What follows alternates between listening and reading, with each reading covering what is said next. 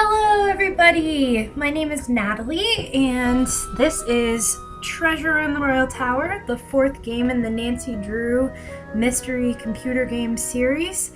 Her Interactive has announced that they will be releasing Mystery of the Seven Keys, game number 34, May 7th, and I'm really excited about that, so I am trying to play through all of the Nancy Drew games before I play that.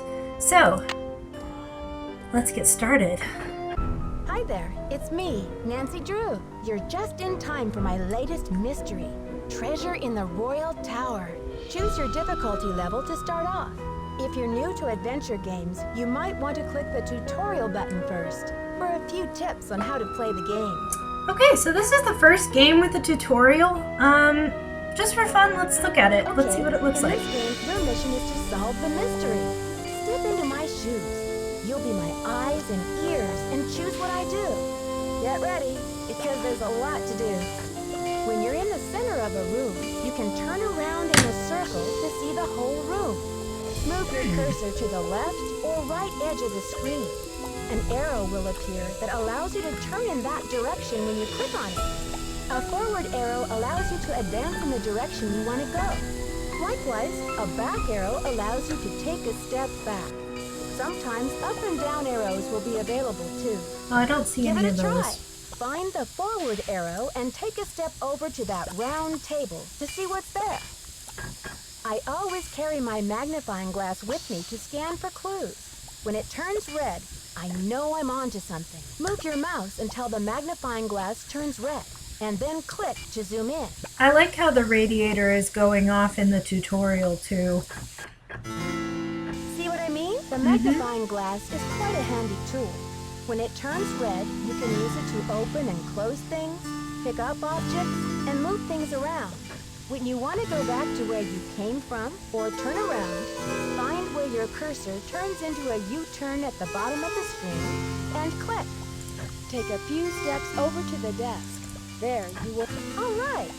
When you find something useful in the game, you can pick it up and carry it around with you. Good work! You're a natural. Ha! To use I'm a one of these natural. objects, just move your mouse over it in the toolbox on the right and click on it. See how your cursor turns into that item? I do. Then you can click on the area where you want to use it. Is that everything? Oh, I almost forgot one of the most important detective skills. You know, questioning suspects. In the game, you can talk to the people you meet. The conversation will appear in the text box next to the toolbox. The words of the person you're talking to will be in blue, and my replies will be in white. Got it. Select a question or a reply by clicking on it, and listen to what your suspect says next. Give it a try. Hello there. What brings you to Whitford Castle? Have I come to tour the cheese factories? Am I looking for a career change? Is my dream to get into the hotel business? Or do I want to know why they're hiding behind that plant? Never mind that. What I'd like to know is, why are you hiding behind that plant? If there are a lot of words I in don't the text see box, anyone hiding you know behind how this some plant. people can talk. Those bars to the right move up and down so that you can read along. Okay, we're almost done. At the bottom left is a little pocket watch where you can check the time in the game. Nice. You can also advance time by resetting the alarm clock by the bed if you're impatient for night to fall or the sun to rise. If you make a major mistake, say you fall off a roof or blow something up, you can select Second Chance from the main menu to get back to where you were before you goofed. And if you get stuck or feel like talking to someone you know you can trust, you can always call Beth and George or Ned. So that's it. You're ready to tackle the case. I'll return you to the player challenge screen where you can start the game.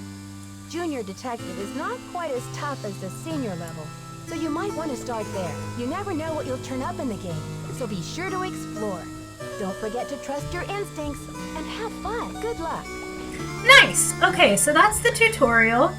Let's start the game. Dear George, so much for my Wisconsin ski vacation.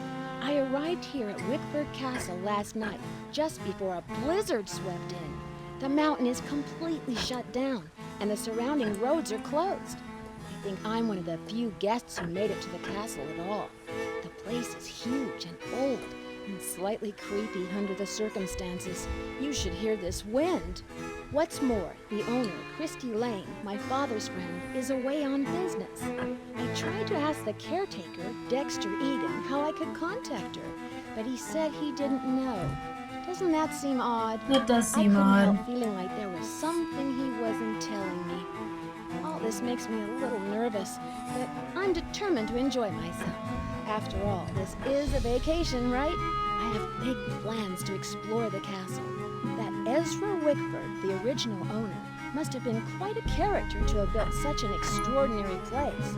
It's filled with strange, dead-end corridors, for one thing. And I noticed one of the towers is totally different from the other ones. Of course, I'll have to save some time to meet Jacques Brunet, the French ski instructor. Tell Bess she'll be the first to know if he's half as gorgeous in person as he looks on his website. So, George, I guess things never quite go according to plan. But at least this time, the culprit is just a snowstorm. Talk to you soon. Love, Nancy. Now all I need is a mailbox. That's a very good introduction to the game. Okay, we want this key card. If we do not grab the key card, we basically lost the game already because we can't get back into our room. So we want that key card. Okay, so our locker is number 310, and the combination is 517. Welcome to Wickford Castle, everybody. I hope that you have your hot chocolate or hot tea or some sort of warm drink with you because there's a blizzard brewing. This is the first game, I think, where Nancy just goes on a straight-up vacation. No mystery expectations involved. So that's kind of fun. Ezra Wickford is the inventor of chocolate milk, and he wanted to build a castle. So that's why we have Wickford Castle. He built it in the 20s. And the 18th century French tower was imported from France because Ezra Wickford is super rich and could do that. So that's wild. They have a library. It's filled with a lot of antique books in French and English. A lot of the contents come from the estate of Jean Leboeuf. And, let's see, located just at the foot of scenic Butter Ridge. There's skiing, but in the warmer months, guests love to hike the Butter Lovers Lake. I wonder if there is butter around here. Look for plants. No matter how you spend your time at Wickford Castle, you're bound to have an adventure. I love it. Okay, so Nancy is on vacation. Good for her. She deserves a break. She's solved three mysteries pretty consecutively and has kind of gone all over the place. From Florida to New York City, all the way to San Francisco. Now she's back in the Midwest. Wisconsin, not too far from her home, somewhere in probably Illinois. In River Heights. So this is good. She deserves a break. Baby back ribs with creature of the night barbecue sauce. Fried bologna sandwich. Anchovy heaven. All you can eat fried chicken drumsticks. This is very, very deceptive because it's called Hot Diggity and it's right next to a picture of a hot dog, but it's actually talking about chicken drumsticks. The chili cheese dog is down here, not next to the hot dog illustration. That's kind of funny. Better than nothing broccoli surprise. Only $3. That's really cheap compared to the rest of this pricing. White cheddar ice cream log. That sounds like a wild time, but I kind of want to try it. Chocolate Mayhem, Odyssey to Banana Land, Key to Enlightenment Lime Pie, and Sugar-Crusted Rhubarb Jerky Royale. That is the menu of this castle turned ski resort. Fun. I'm not sure if that makes me hungry or not. Not gonna lie. Some interesting dishes available. Welcome to voicemail? the voicemail system. Please press 0 to retrieve messages. First message. To go to the next message, press 2. To leave the system, please press 3. second message. To leave the system. Basically, I please don't have press- any voicemail. Thank you. Goodbye. Thank you. Okay, let's call the operator, see what happens.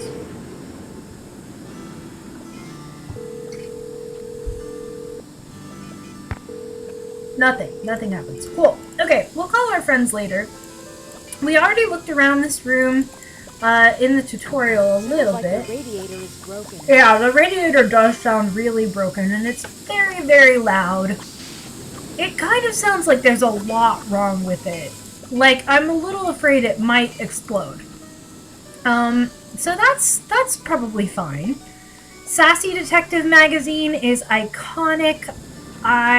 Growing up, because of this magazine in this game, I really wanted this magazine to be real, because I really wanted to subscribe to it. But it's like a detective's magazine, and it's got all kinds of cool detective tips, like how to dust for fingerprints. Very, very cool. Very fun. I love that Nancy has some copies of it with her on vacation. That's a lovely painting. And I have my letter in my key card, and I saw my locker door. Okay, let's go explore the castle. Okay, so it's very easy to get lost in this castle because so much of it kind of looks the same. Dead end. Oh, there's a dead end. Right behind a door. Who built a door just to have a dead end on the other side? That's eccentric. But then I hear Ezra Wickford, the inventor of chocolate milk, was just kind of an eccentric guy. By the way, I hope that if you don't have hot chocolate or hot tea, that you have chocolate milk, because that is also a very appropriate choice of beverage for playing this particular game. Okay, let's see what's over here. I'm guessing... Ooh, a stairwell. It's too dark. I should take the elevator. It's too dark, though. Nancy doesn't want to go this way, so we will not. Okay, we've already been all down this hallway vertically. And here's the elevator that Nancy was talking about. We'll take that in a minute. Sound of typing? Who's typing?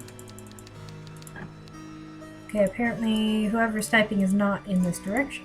But that's okay, we're gonna look this way anyway. I hit the wall. We have hit the wall, which, you know, makes sense, because this is definitely the outside wall of the castle right there. So that's another dead end. Wouldn't it be fun to just be trapped in a big castle with all kinds of interesting nooks and crannies to explore in the middle of a snowstorm, and not very many other people around to bother you or wonder why you're just wandering the halls? I think that sounds like kind of a fun vacation. I think I would enjoy just exploring a castle. And here we have a large portrait of Marie Antoinette. She's going to become a very significant historical figure in this game. We're going to see a lot of references to her. This is the way we came from. Let's continue this way. And we have steps that lead down to another dead end. Again, why did somebody build a set of steps that lead down to just a bricked off wall? I don't know. But here we have located the sound of the typing. It's coming behind this door. From behind this door, 214. Hello? What are you writing? Okay, they sound busy, but I definitely heard a bell, so that is in fact a typewriter. Wild. Okay, we'll take the elevator to get downstairs. That is the second floor. Let's see what's on the first floor. We have 3 floors in this castle. Okay.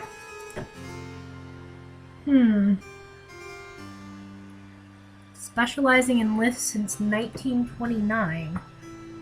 The maximum capacity is 4 passengers. That's not very many. That is not very many people to be on this elevator. Luckily, I think there's only like 4 passengers in this entire castle. Well, maybe 5. So this is locked. A locked door. Is that the first time we've heard it's locked in the series so far? It's locked. It's locked. Oh, maybe not. We might have heard it in a previous game. No, we did. We heard it in Stay Tuned for Danger, actually. Okay, never mind. That's not as much of a milestone as I thought it was. That is totally a secret door. Do you guys see the outline there? We can't click on it, but there's definitely a secret door there. For sure. For sure. Okay, the elevator is kind of buried back in these random hallways. And this looks like the stairwell that we saw before. These steps leading up to where it was too dark. And then these steps leading down. We're not going to go down just yet because we'll explore the first floor. Before we do that, have a nice cozy lounge area. And here's a character that we can talk to. Love the fire. Let's look at the bookshelf first, just because I don't know about you guys, but I'm a bit more drawn to books than people a lot of the time. I love people, but I'll probably eye the bookshelf before I'll start up a conversation with someone, if given the choice. Okay, so we can learn about Marie Antoinette's life. She was guillotined during the French Revolution. Is that where we... Yeah, that's what we just grabbed. Okay, what's this? Oh, wait. Okay, yes, and the storming of the Bastille. I used to be super fascinated by this period of history and everything to do with the French Revolution. I just thought was so cool. So I loved this game growing up. So Jean LeBoeuf, a lot of the books in the library are his. He was a commander of the French Revolutionary Army at the age of 22. That's very young. He foiled Marie and her husband Louis's attempt to escape. Became a general under Napoleon Bonaparte and died in the War of 1812. Okay. And then in the 1920s, his impoverished family apparently sold off his estate. How do I close this book? There we go. Okay, I couldn't find the red magnifying glass. All right, cool. Now that we've examined the bookshelf, let's talk to this person over here. Hi, I'm Lisa. Did you hear what happened? Someone broke into the library and vandalized it. Whoa. Dexter locked it up. He's saying the culprit must be one of us in the castle. Can you believe it? That's so much that has happened. What? I didn't hear about the library. Do you know what happened? I haven't the faintest. I mean, who would want to mess with a bunch of dusty old books? Anyway, it's all locked up now. So, maybe we'll never know. Too bad, huh? I'm dying to see what they did to it. Don't quote me on this, but I think Dexter has an extra key to the library somewhere around his desk. Okay, I won't quote you on that. Don't worry.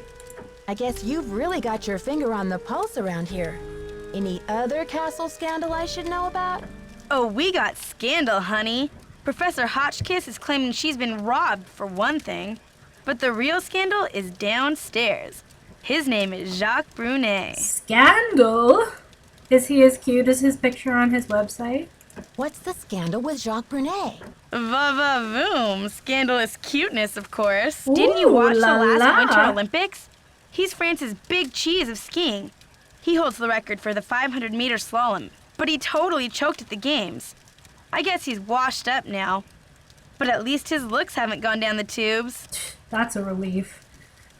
Spoiler alert, Jacques is not as cute in person as his picture on his website. I haven't seen his picture on his website, but I know this to be true. This place sounds like a soap opera. Oh my gosh, wait till you hear this. Hotchkiss is this nutty old woman who's always typing and talking to herself in her room.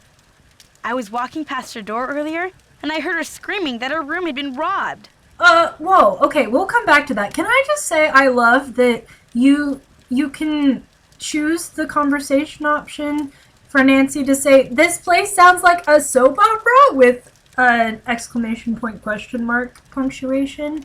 Very, very fun. Okay, sorry. Back to the game. Whoa, someone's been robbed. Wow. Wow. Did she say what was stolen? Not that I could hear. She just kept wailing, "My theory, my theory." I think she teaches history, or maybe a foreign language. I thought I heard a couple of French words pop out of her mouth. But don't quote me on that either. I only barely passed Spanish in high school. Copy. Habla español? Hardly. I'm just a humble photojournalist covering weird old mansions in the Midwest, and this place is one of the weirdest. Did you know Ezra Wickford, the original owner, shut himself away in here for like 50 years? I like how Nancy heard, yeah, I barely passed Spanish in high school and decided that was a cue to begin conversing in Spanish with this person. Do we know this person's name? Yeah, she said Lisa. Okay, this is Lisa. Lisa is also very curious about the goings-on at the castle. But she's a bit lazier than Nancy, although she's definitely found out a lot more than we have at this point, somehow. But she doesn't ever seem to be going anywhere or doing anything, unlike Nancy, who's running around all day. She's pretty much always sitting in this chair by the fire. Anyway, you seem to know about a great deal about this place, all things considered, Lisa. You must know a great deal about this place. Not really, but I sure want to get into that tower that came from France. It'd be great for my story. Too bad Wickford sealed it off. Maybe it's his ghost making those creepy noises at night. Noises? What noises? Oh, just your average bump in the night sound effects. It's probably just Dexter trying to spook up the hotel for the publicity. I mean, that was our last did we game. stumble onto the set of As the Castle Turns or what? Well, you probably want to get settled. I wonder what we're going to do with ourselves while we're all cooped up in this place. Well, you're going to read your magazine. I'll let you get back to your magazine. Stay warm. You stay warm, Lisa. Okay, so that's Lisa. She's a photojournalist who claims to not really know Spanish. Peppercliff Farms. Cheese. Yum. I want to eat cheese. That's what I should have had for a snack while I was playing this game, was cheese. I don't know if I can handle the view, Wisconsin. Okay, so we have all these brochures, very fun. Love all these suits of armor just kind of hanging out around here. Also, that's a really cool door. That's a really cool door. Very dramatic. Okay, another character. Let's talk Hello, to Miss him. Drew. Did you get squared away upstairs? So this is Dexter. We saw a picture of him in Nancy's letter at the beginning. He works here. Yeah, we're pretty square. All square. I just need a stamp to send this letter, and then I'll be off to explore the castle. Well, I can take your letter, but the mail's not going anywhere for a while. It's snowing like there's no tomorrow out there. So explore all you want. Take the grand tour. But forget about the library. It's off limits. What? Sounds like you That's mean tragic. business, Mr. Egan. What happened? Too many overdue books? Someone vandalized our historic library. Really turned the place upside down. The owner, Miss Lane, she's gonna be pretty upset. I'm gonna be pretty upset if I can't read any books while I'm here. When could this have happened? I have no idea. I straightened up in there before check-in yesterday and everything was fine. Now it looks like a bomb went off. Books everywhere and somebody hacked a big hole in one of the walls. I locked the place up and called the police, but who knows when they'll be able to get here. Whoa. So is anything missing? The police? Was anything stolen? I can't tell, but somebody's definitely after something. What do you mean? How do you know? Well, this Professor Hotchkiss just called me in a terrible flap, saying our room's been robbed. I went up there, but she wouldn't open the door to talk about it. Wouldn't even tell me what was missing. So what's she want me to do about it? I don't know. Did you call the police? It kind of feels like maybe you didn't. Sounds like you're swamped, Mr. Egan. Why Is did there I say any way this? I can help? I didn't mean to offer my help. Well, Hotchkiss has a pair of ski boots in the basement. The Frenchman's been working on 'em for her, but he won't deliver 'em. Says he's a ski instructor, not a bellhop. I hate to ask this, but if you could grab those boots and bring them up to her, it might smooth her feathers. Sure would smooth mine. I'm on vacation. Okay. See ya, Mr. Egan. Goodbye. Nancy, why did you volunteer to do Dexter's chores for him? Okay, well, I guess we have to go down to the basement now. So let's take our elevator. Should be here already. Because nobody else uses the elevator in this place. Just Nancy. Everyone else kind of just stays where they're at the whole time. So the elevator is always on the floor that Nancy left it on. Which is handy. Okay, so here we go. This is the basement. We have ski boots over here. And ooh la la! Jacques Brunet himself in the flesh. Bonjour, mademoiselle. Je m'appelle Jacques Brunet. So, what brings you to beautiful Wisconsin? Jacques, what is wrong with your arms? Look at his arms. I can't move my mouse up there, but like his I don't think your arms are supposed to look like that, Jacques.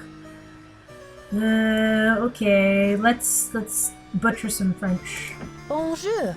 Je m'appelle Nancy Drew. I'm here on That wasn't too vacation. bad, Nancy. What's your excuse? My excuse? Yeah. Well, this is an awfully long way from the French Alps. Did you come to Wisconsin for the cheese? For the cheese. I am here for Isabelle, mon petit chou. She's an American studying at the university in Madison, and I've asked her to marry me. That is excuse enough to be in Wisconsin, n'est-ce pas? I guess. And besides, I am not the first French work of art to end up here. Oh, so you consider yourself a work of art, do you? Work of art?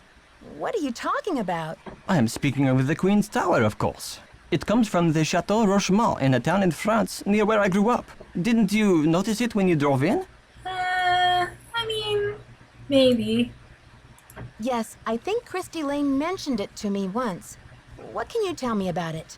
Marie Antoinette used to visit this tower when she was Queen of France. Until she lost her head in the revolution, that is. A pretty girl should not hear about such ugly things. But tell me, how will you spend your time here, Nancy? So you think I'm pretty. Wait, don't you have a fiance? Dude, quit flirting. Oh, I'm just going to wander around and become an expert on this castle. I should warn you, Dexter is very protective of this place. He does not take kindly to people snooping around where they should not. Oh, I can take care of myself, Jacques. Thanks for the tip, but I think Dexter and I are going to get along just fine. Get along just fine, you say? Ah, a woman who knows her own powers of persuasion. Elle est dangereuse, no? Ciao! Look, Jacques, I'm just gonna volunteer to do all of his chores for him, and then he has to like me. Ah, Nancy, comment ça va? What are you making? Tell me about these boxes you're making. When I am not skiing, I need some other way to express myself. So voila! I make these hot boxes for keeping secrets safe. I'm sure you have many secrets, Nancy. I do, and you will never know them. Lisa told me you were in the Olympics. What was that like?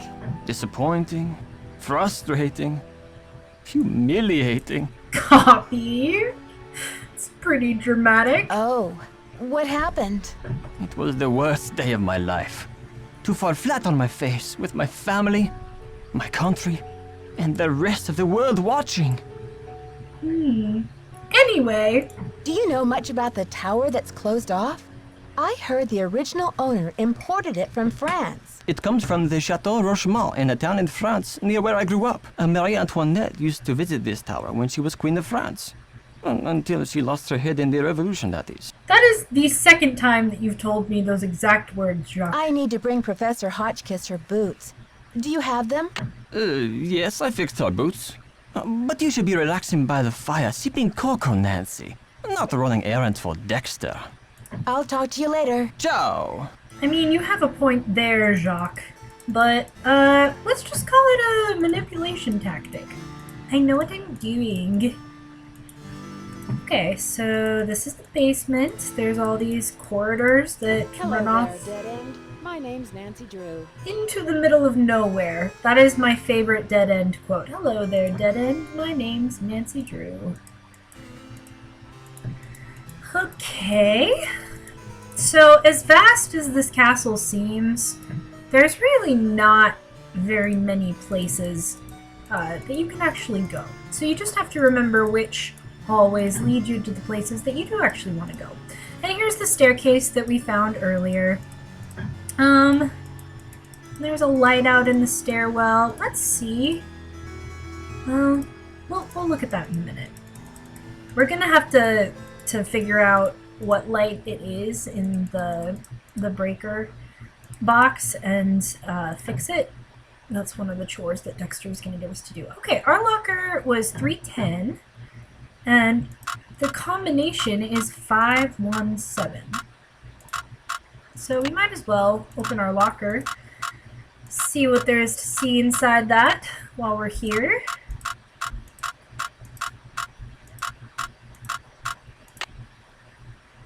The combination is 517, but it's not working. Oh, well that's odd. Yeah, people in the comments are agreeing that it's definitely not okay to flirt with others when you are with someone. Yeah, Jacques should not be flirting with Nancy when he has a fiancée. Jacques is a jerk. A jerk. Oh, I can try to get into Jacques' locker, huh? Looks like our employees are Dexter, Jacques, Christy, and who's Sammy and Mary? I have no idea who they are. It's like the North Pole out there. And there you can see the blizzard. We can't go out into the blizzard, sadly. Hey, Jacques! My locker is not working. What are you going to Nancy, do about comment it? ça va?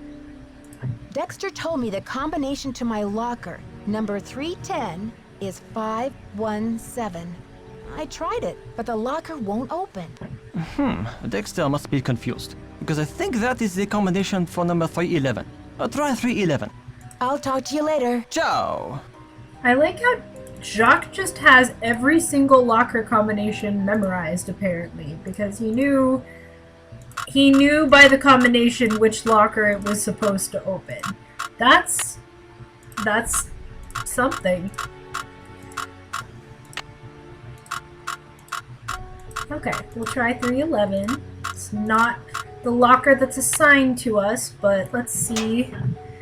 Oh, the combination worked! I like how instead of giving us the combination for the locker that was assigned to us, since clearly we had the wrong combination, he was like, oh no, that combination fits this other locker that wasn't assigned to you. You should go open that one instead. That seems like a bit of a backwards way to go about this. Because look, someone else's stuff is in this locker already. Whose locker is this, anyway? Looks like a camera bag? Whoa. Oh, it's Lisa. That's Lisa, but wait, here it says her name is Helen Karp? Whoa. How many driver's licenses does she have? That's not Lisa's name either. And is she wearing a wig here? What? Also, 2 passports? Helen Karp, not Lisa. And Tanya. Yeah, that's not normal to have all those fake IDs. What? Lisa, mi amiga, ¿cuánto tiempo sin vernos? ¿Cómo estás? ¿Qué haces en Wisconsin?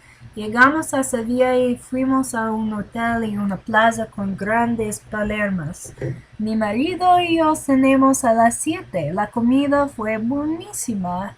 Y la bebida también, claro. Después de cenar fuimos a dar una vuelta por el pueblo. Dimos varias vueltas la calle de las Sierpes y luego nos sentamos en un café.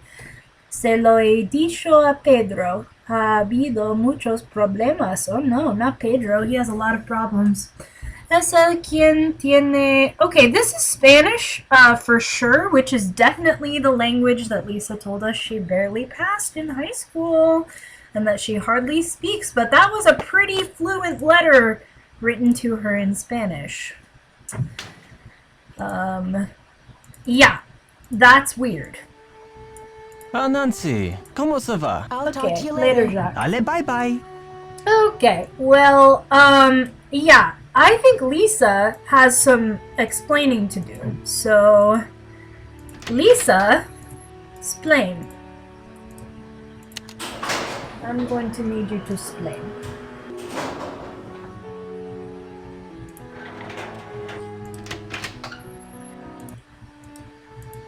Really want to go to the library. I love libraries. Being surrounded by books is just like one of my favorite things. Doesn't matter if it's a bookstore or a library or even just a room that has a bookshelf in it. Oh, Lisa's not here?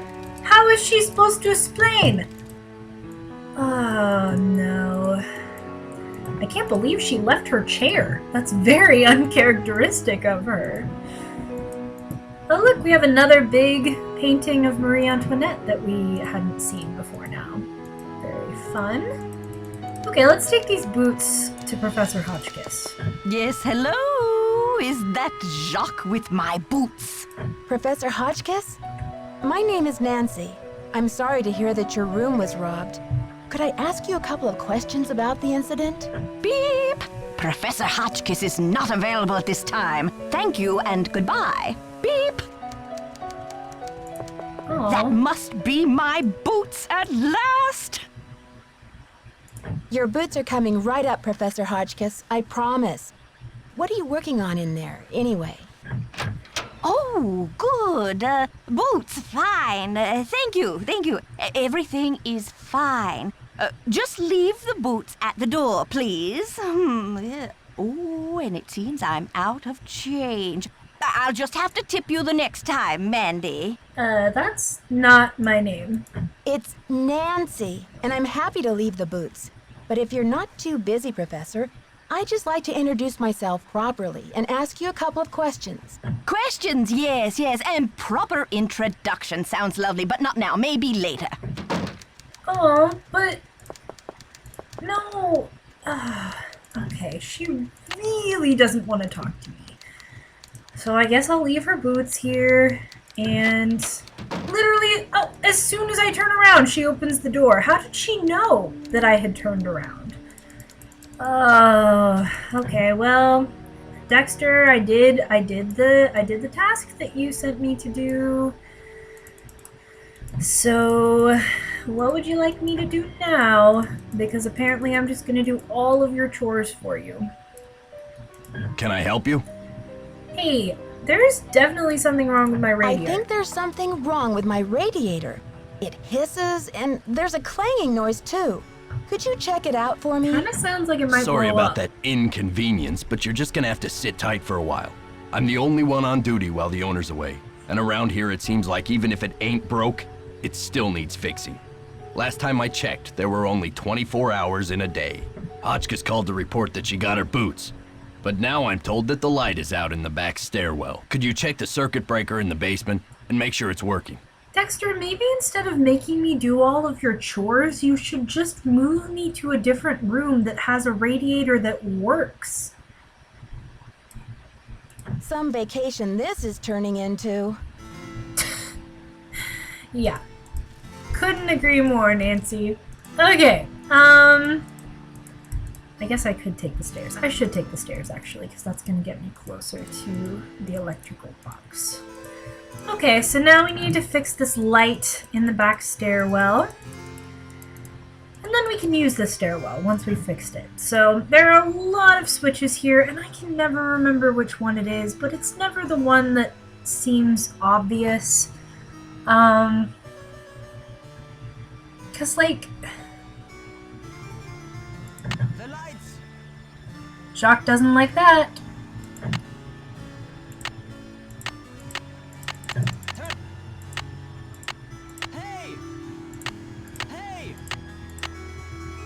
Hey! Okay, Jacques doesn't like that we turned the lights off down here. Is it that one? What if I just... What happens if I just click all of them? It's gotta be one of those, right? I mean, that's gonna fix it.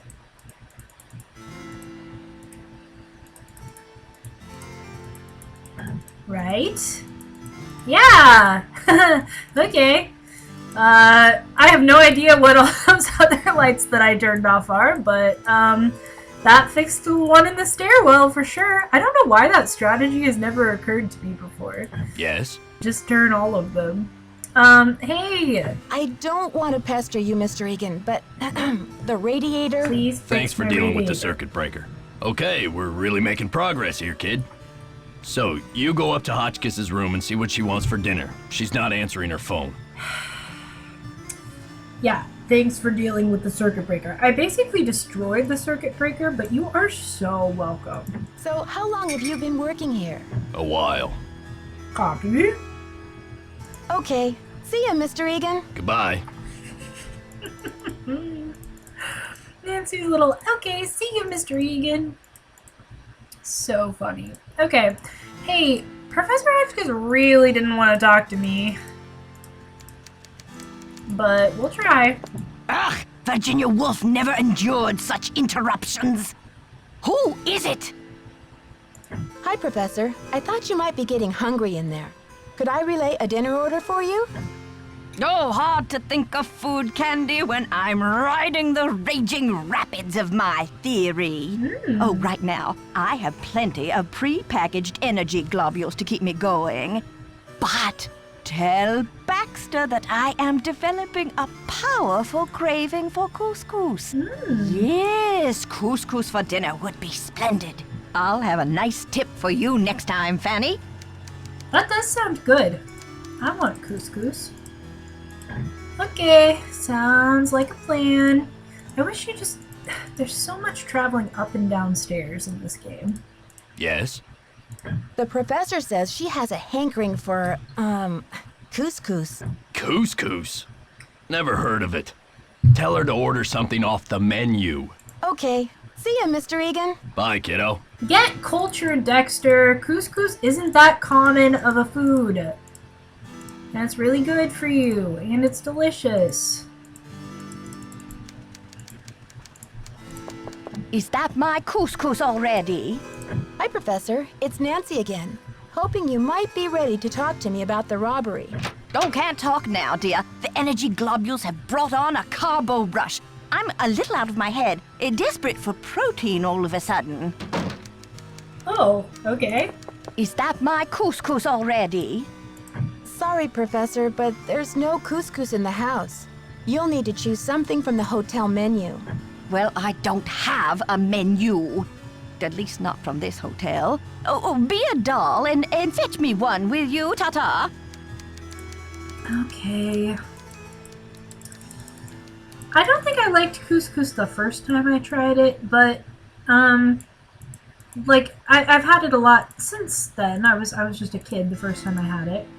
And I, like, my favorite couscous is when it's, like, fluffed with butter and, like, has garlic and yummy herbs in it. I just think that's really, really good. And I like the texture of couscous better than the texture of a lot of rice that I've had, so I think it's nice. Okay, so we're gonna give the professor our menu because she doesn't have one. Oh, hello?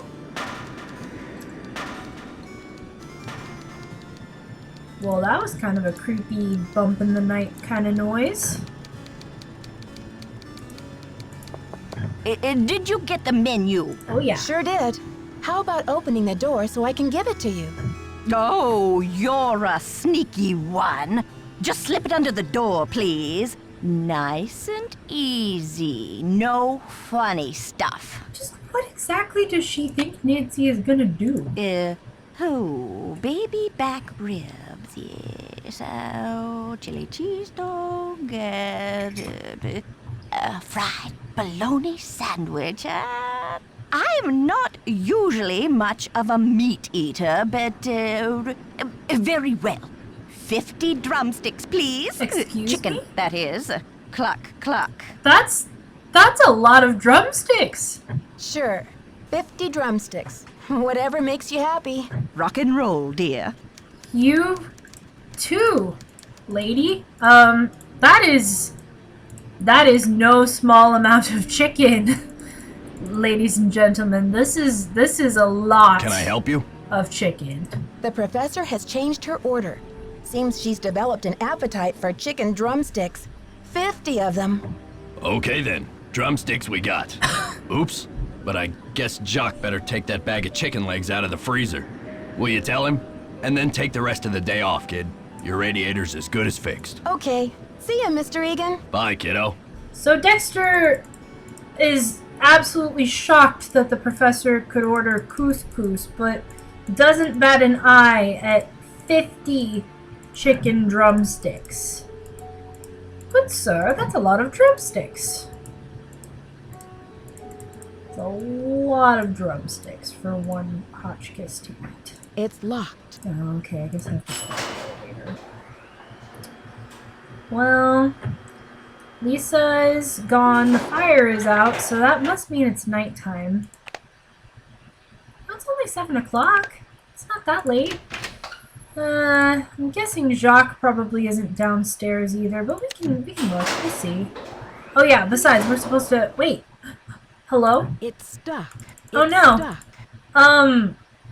Well, that's not good. Help! Help!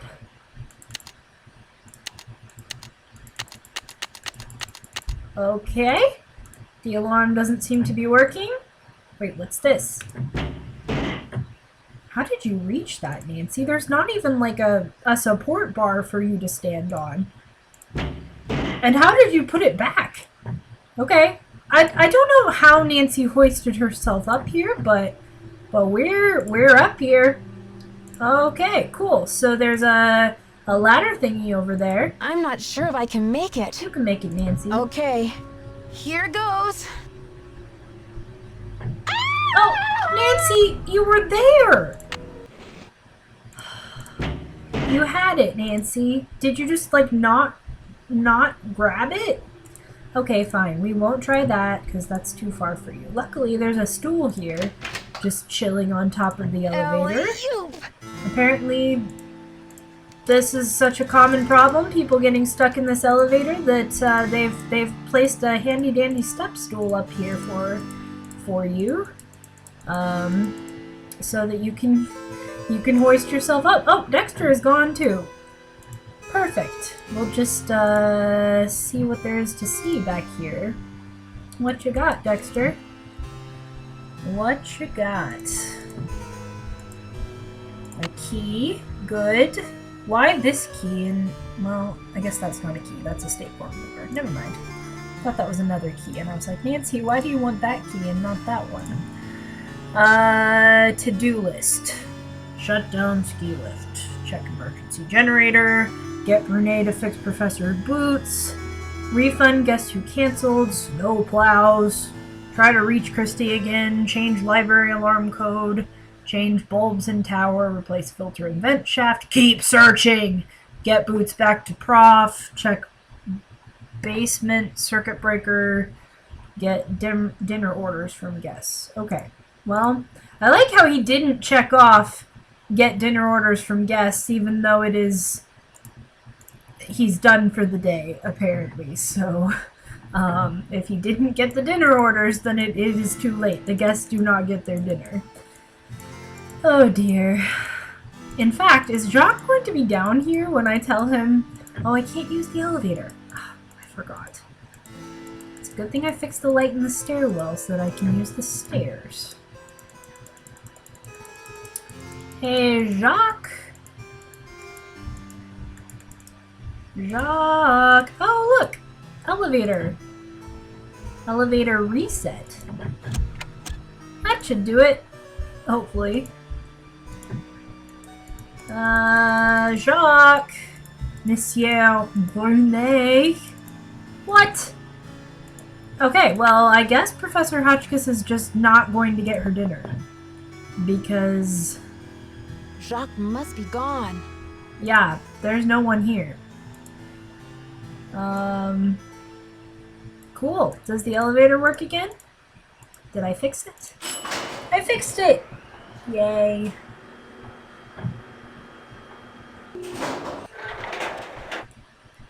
Okay. Well, sounds like we're gonna have to go to bed pretty soon, just because there's nobody here to talk to. But first, let's see, now that we can get up on top of the elevator. Is this is still too far? Okay, what if we go down there? Because these rooms have got to be here for a reason, right?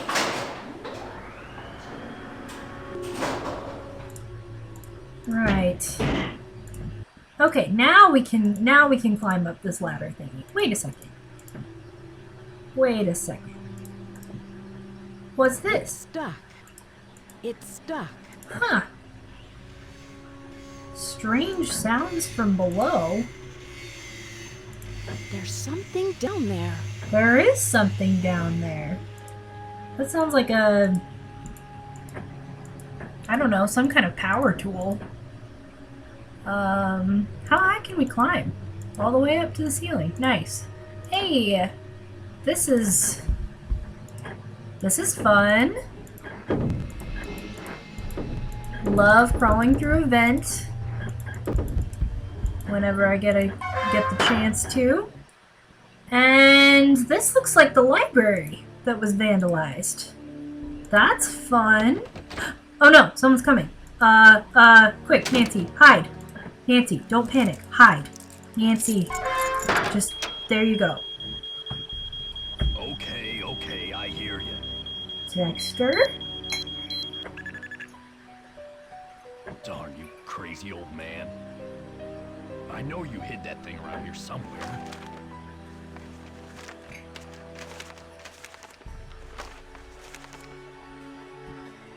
The least you could have done was left me a hint.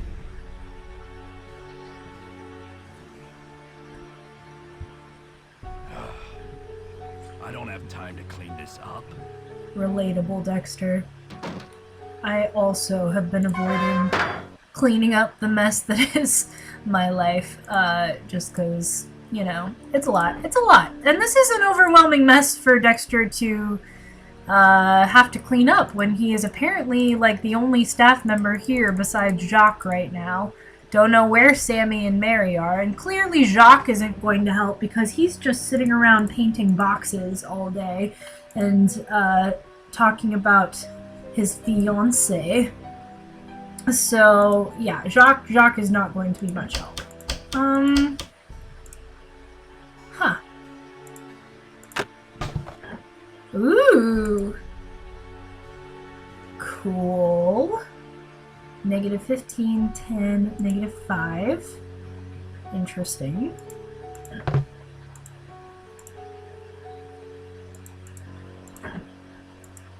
Let's see. A sly rabbit will have 3 openings to its den.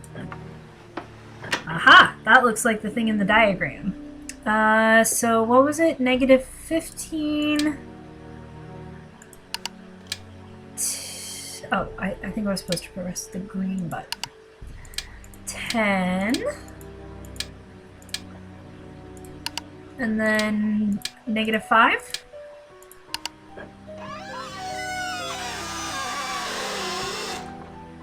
Ooh. Alright. That sounded like it was something opening up somewhere. Hopefully we'll find out what. True stories behind famous portraits. Marie Antoinette, Marcel Bonnet painted this portrait. She got a jeweled tiara for her birthday. It had a ruby, an emerald, a sapphire, and a 52-carat diamond, bigger than any diamond ever before worn by French royalty. She was horrified by this and didn't want to wear it. She referred to it as her crown of ruination. She refused to be painted wearing it. The king was furious, but she wouldn't budge. So in defiance of her husband's wishes, she chose to be painted with a purple rose instead. The portrait was finished and she gave it to the Rochemonts. Then the revolution erupted in full. She and her husband were arrested, refused to reveal what happened to the tiara, and then neither the tiara, the jewels, or anything about that were ever found. And the painting is now in the hands of a private American collector. Yeah, I'd say that it is. In fact, here it is, right here. This is the painting, and there's the purple rose. So, yup, cool. Let's see. This kind of looks like a rose. This. I always wondered if that was on purpose or if that was just in my head, that this hole in the wall, the outline kind of looks like a rose to me. I don't think that has any significance in the game. Whoever hacked that hole just kind of did it, but so the reason that the 90 degrees worked on the globe earlier is because of this. It's the longitude of where Wisconsin is. Sure is dusty. It sure is. Just gonna take a little bit of that. And then our Sassy Detective magazine showed us how to take fingerprints. So we're gonna dust for fingerprints to find out what this keypad code is, so that we can turn off the alarm when we try to get into the library again later. Okay, so it looks like the oil on the finger is going to be the most when they first start, and then it'll get faded as it goes. So it looks like 3 is the first number, then this star, and then it's either 7 or 2. 3 star, I think it's 7 and then 2, if I remember correctly. But it kind of looks like it should be 2, 7. So,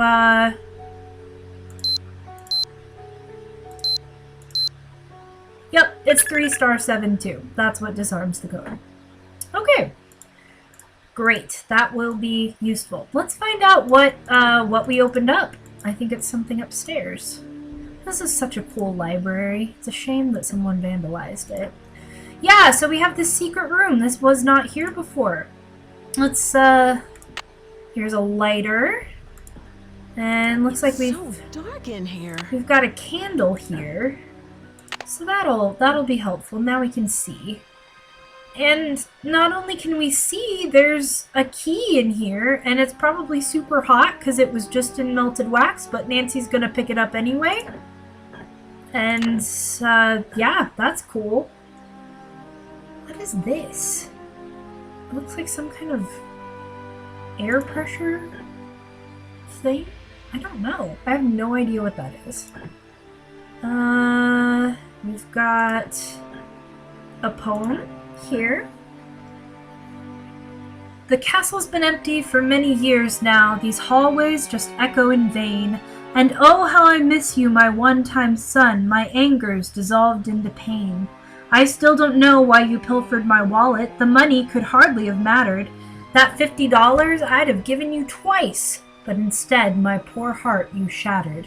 If only I could find you, we'd patch it all up. Talk through it, as dad and son should. Perhaps you meant only to test my love. Perhaps you felt misunderstood.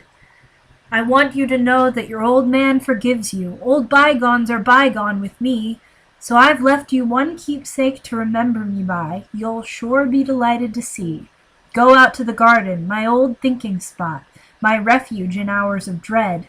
Your luck charm is stashed where no stranger would look, in the back of my old troubled head. So this is goodbye, dear Dexter. What? Dexter? Farewell. You offered me much needed joy, and I'll never forget all the laughter brought me by my darling young rascally boy. Wait, what? Dexter? As in the Dexter we know? Dexter Ian?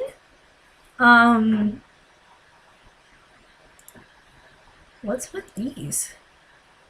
Ooh. Wait. Little Joe?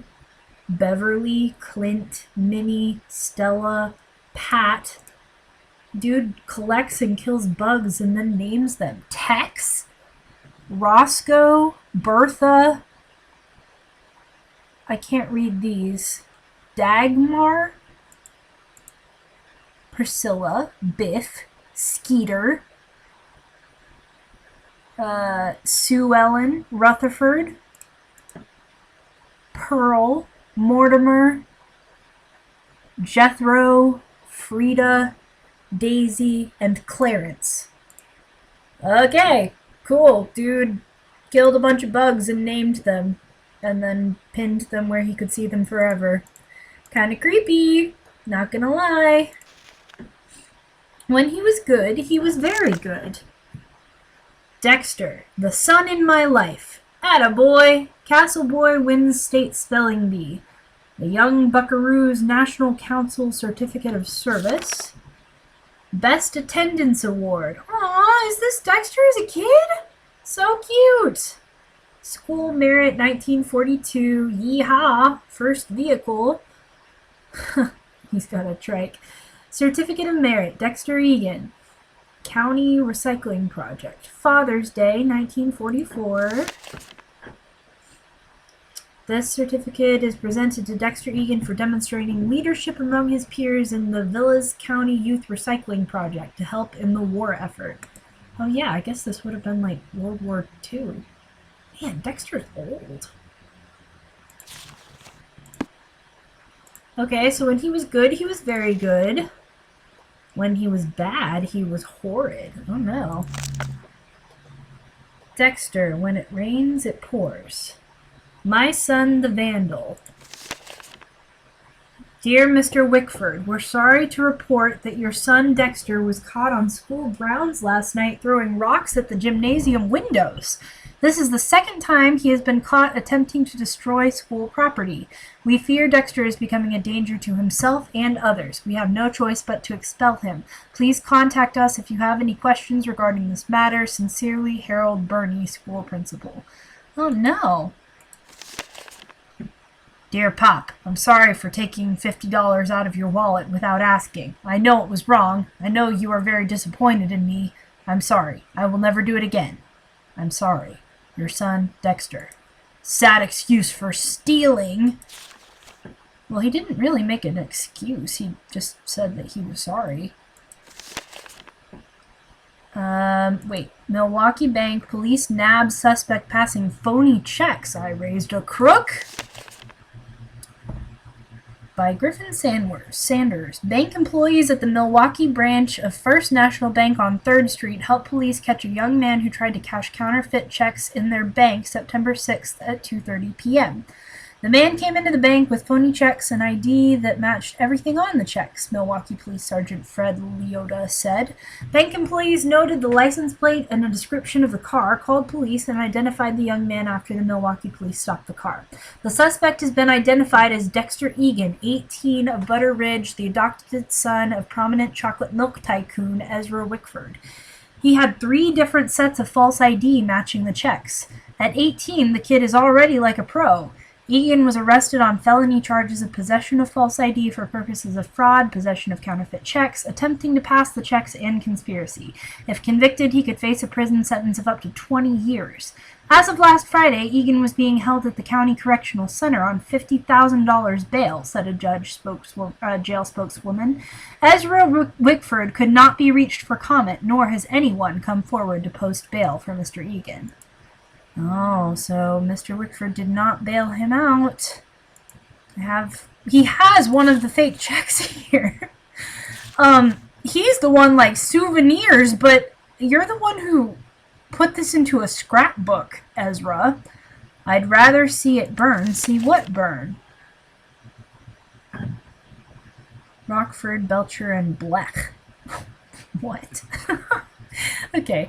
Dear Ezra, I have changed your will according to the directions you gave me in our meeting of May 21st. In the event of your death, Dexter will have no recourse to inherit Wickford Castle. Oh, he said he'd rather see it burn than Dexter inherit it, or any of your estate or financial holdings. Further, he will be unable to claim any association with or capitalize upon your name or reputation. I am currently proceeding with your request to annul your adoptive relationship to Dexter and to sever any subsidiary legal ties you may have to him. I will notify you when these procedures are finalized. On a personal note, allow me to say how sorry I am to hear of Dexter's criminal conviction and to urge you not to blame yourself. I'm sure you did the best you could with Dexter, but some children just turn out to be bad eggs. Nonetheless, while your disappointment must be profound, I commend your prudence and pragmatism in the decisions you have made to protect your estate. Yours faithfully, Peter Ruckford. So, Ezra Wickford made a scrapbook of all of Dexter's misdeeds. That's not a normal thing for a parent to do, right? Right? Anyway, sounds like Dexter has a sad history with this place. So why is he back here now? That's the question, isn't it? Okay. Well, in order to get down here and see what there is to see, first of all, we're going to need something to loosen up the stuck grate, which means we're going to need like some oil or something.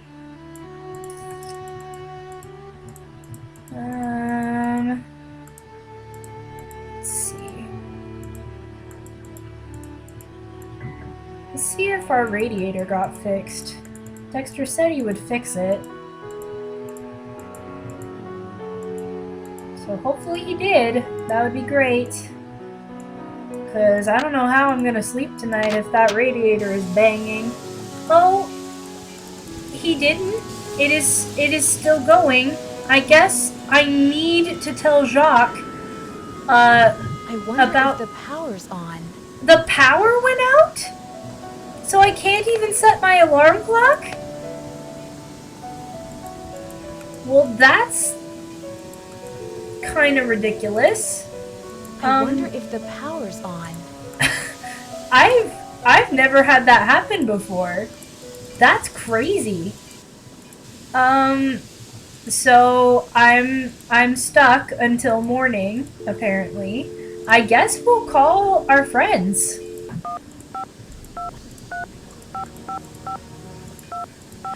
Oh, I wonder if this is because I turned all of the switches on the power box off. Oh no.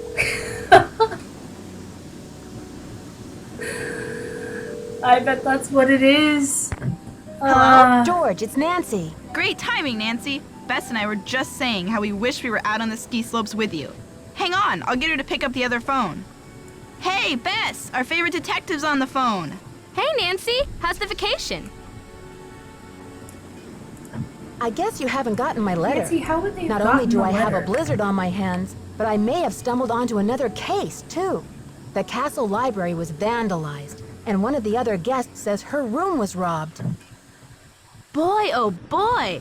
Have you searched the library for clues yet? Well, that's the thing. Dexter Egan, the caretaker, says it's locked up and off limits until the police can get here. But who knows when that'll be. That's funny, Nancy. I didn't know the phrase off limits was even in your vocabulary. Seriously, though, don't you think that your dad's friend, Christy Lane, would feel better knowing that you're on the case, at least until the police can take over? She's right, Nancy. I mean, who knows what this Egan guy is all about anyway? Sounds like you're just gonna have to find an alternative entrance to that library. Here I go again. Just hope I don't have to slide down the chimney. Nancy is Santa. And what about this robbery? Who got robbed? I'm not sure. The guest's name is Professor Hodgkiss. I think she's a bit eccentric. You mean weird? Nutso? A few sandwiches short of a picnic? Okay, you guys. I just mean that I'm not sure how reliable her testimony will be. Yeah, but she'll probably tell you something important, whether she means to or not. I met my ski instructor, Jacques Brunet. He sure is French. Ooh la la, those accents should be illegal. I hate to break it to you, Bess, but he's engaged. Now there's a real crime. Right, Bess. Humanity is devastated. Bess, he's not that cute. I met this nice woman, Lisa Ostrom. What's her deal? She's a photojournalist doing a story on the castle. She sure got me curious about that tower. Oh yeah? Does she know where the entrance is? I don't think so. Well, keep an eye on her, Nancy. Those photojournalists are born snoopers, you know. George, are you suggesting that Nancy is a second-class snooper? You're going to give our friend a complex. Oh, right. Like Nancy doesn't know she's the Prime Minister of snooping. Wait, the Prime Minister? Yeah, yep, That's such an interesting title. Yeah, I'm the Prime Minister of Snooping. For sure. I'm trying to meet with Professor Hotchkiss to find out what was stolen from her room, but she won't open her door to discuss it. That's odd. I wonder what she's so nervous about. I'll bet she's hiding something in her room. Like what, Bess? The elephant that trampled the library? She's probably just a little freaked. I mean, if her room really was robbed, you'll find a way to make her trust you, Nancy. I'll bet Bess's last slice of pizza on it. Hey. Hey, not Bess's last slice of pizza. Wickford wrote Dexter a farewell poem before he died. The inventor of chocolate milk was a poet, too? Yum. I could write a poem or two about chocolate milk. It says that he hid some sort of luck charm for Dexter to find. Where? Something about his old thinking spot somewhere out in the garden. Funny, but I didn't see any garden when I came in. Well, you can't exactly tiptoe through the tulips when they're buried under 6 feet of snow. Never mind my cheeky cousin over there, Nancy. When the storm passes, you should go out and see what you can find. Okay, you two. I'll talk to you soon. Watch out for weird people! I really like the conversations you can have with Bess and George in this game. We have a new voice actress for George, and I think a new voice actress for Bess, too. I'm not 100% sure on that, but I'm pretty sure she's different in this game. But yeah, I think they're fun.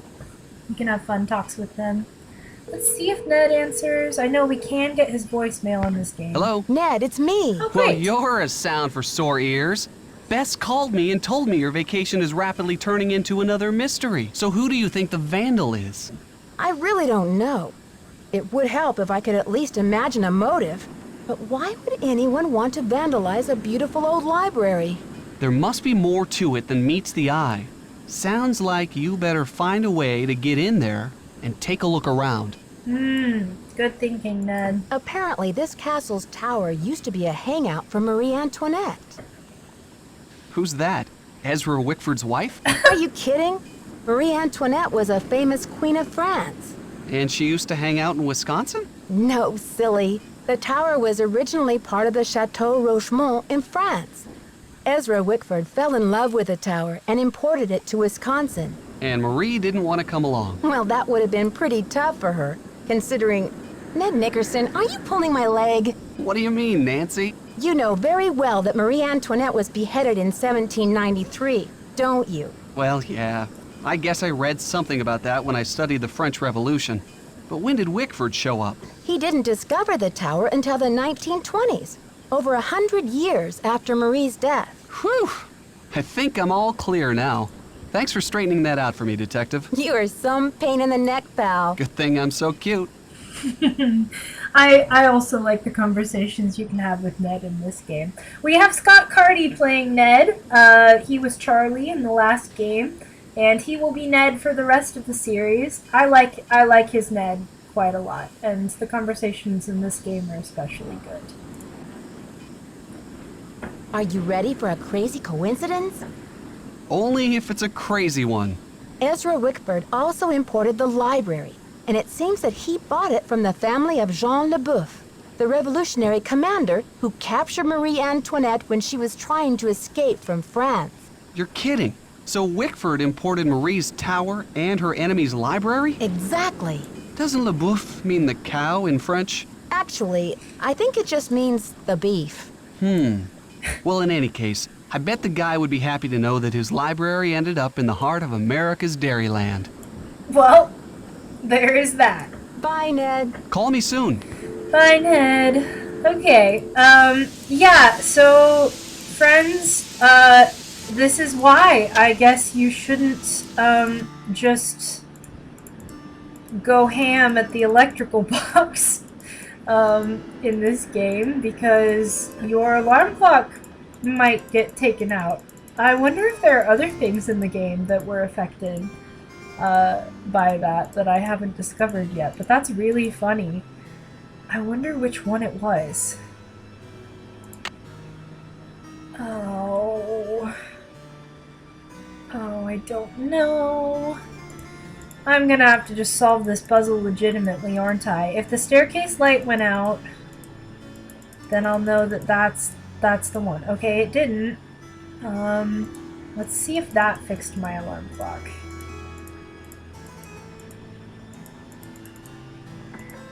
It probably didn't though, because this is the second. Well, no, it's the second floor.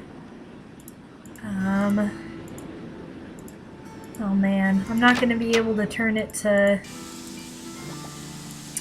back to daytime until I figure this out. Very unfortunate. That did not fix it. Okay. Try again.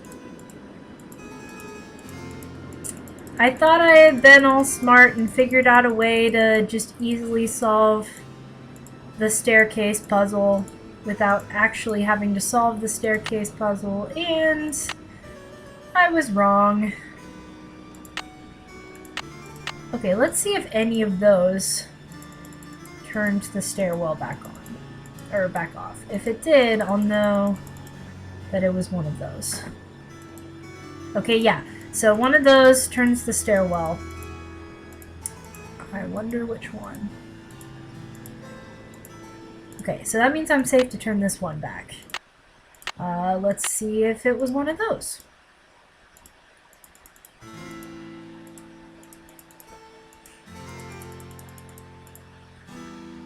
Oh, cool. It was one of those. Okay. Let's find out which one.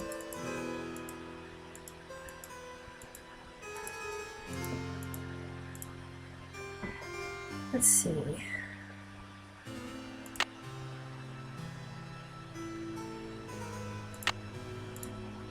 Let's see about that.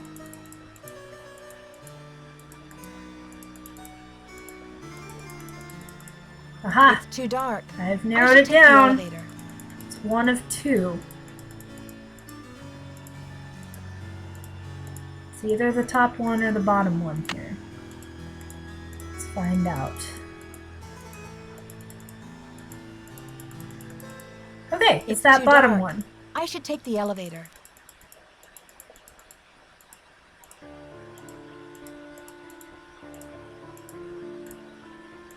Okay, great. That should, I think, have reset everything back to the way that it should be. I hope. Let's go see if my alarm clock works. Sorry, everyone, for this, this side quest that we stumbled into. I didn't know that you could turn off the alarm clock in Nancy's room. And it looks like we're going to have to put... Yay! Success! Okay, it looks like we're gonna have to put up with, some noise from the radiator. Let's try that.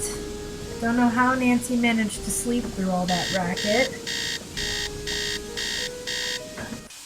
Okay, let's go talk to Jacques about the professor's dinner order so that we can finally have our radiator fixed. I went too far. This is what I want, the elevator.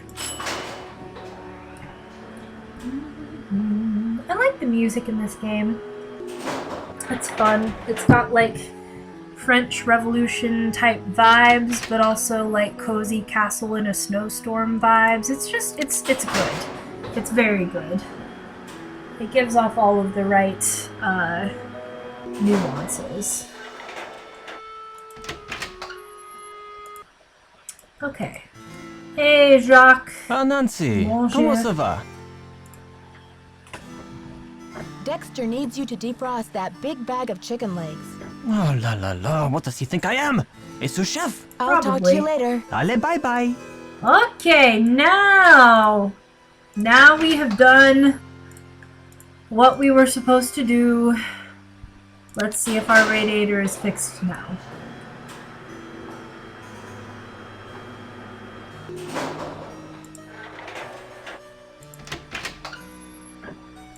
So silly. Okay.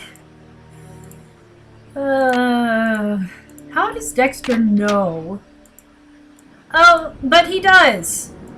And there's an oil can left behind. That's nice. That will be perfect for loosening up that grate in the elevator shaft that we found.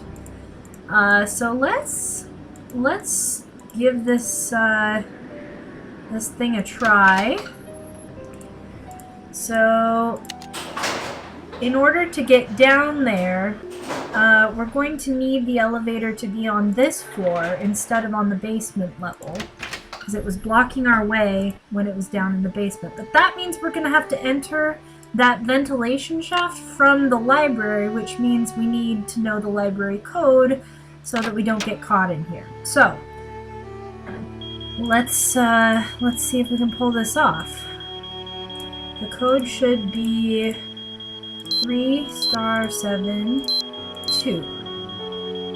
Ugh, so loud and annoying. Okay, hopefully Dexter didn't hear that, but just in case he did, let's run so that he doesn't see us in here. Okay, so now we've got the elevator where we need it to be, and we've entered the vent shaft from the right direction. So we're gonna climb down this way, and the elevator is now there. We're gonna loosen this up. And yes, now we can go down here. Great. And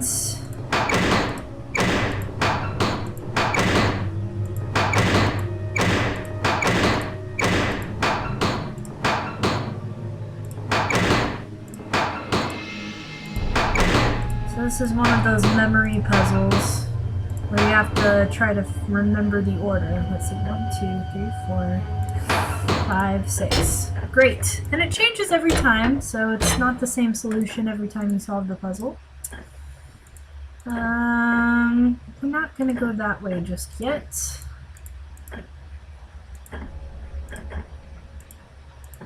Ooh, look at this cool room. Is that guy okay in there? Is there somebody in that suit of armor? That's creepy. Cool.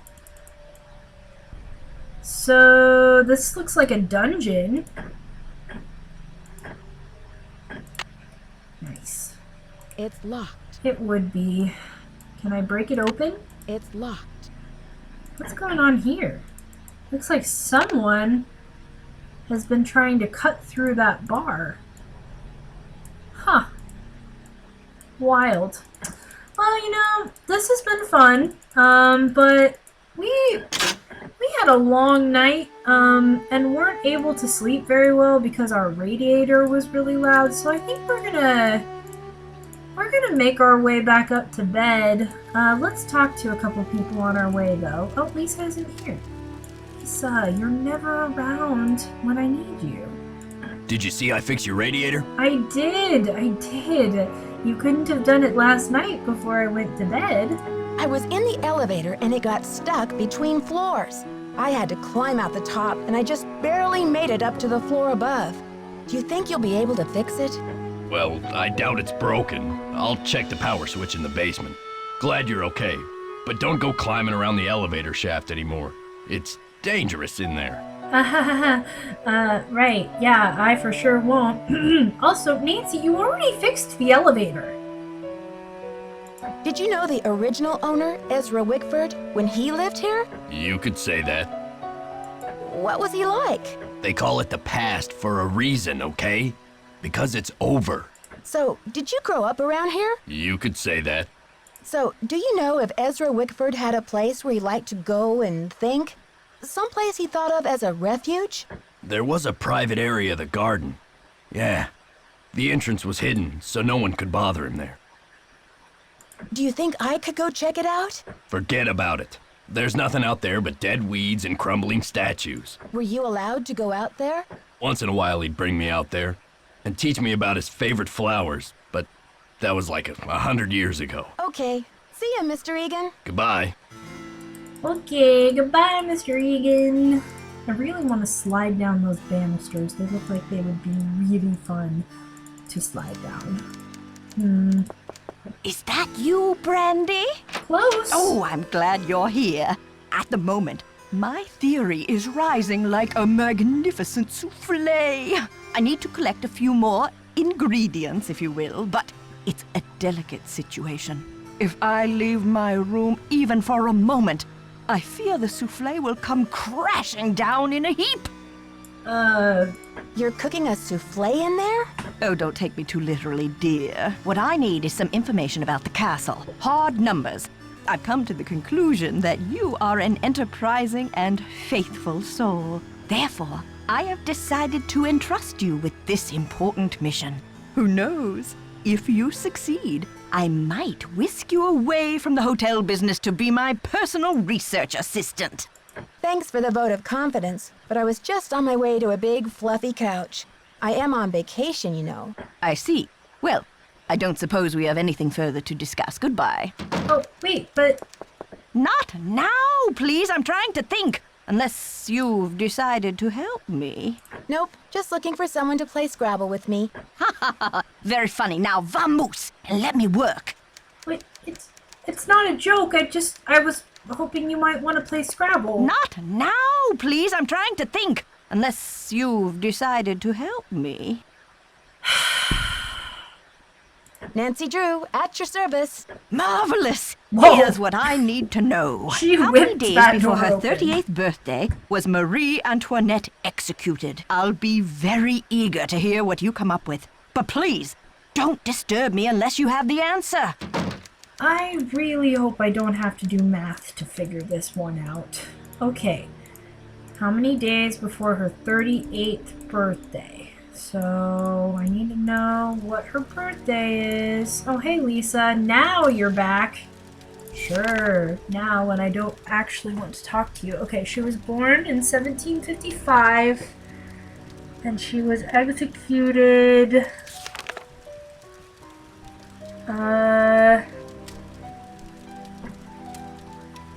on October 16th, 1793.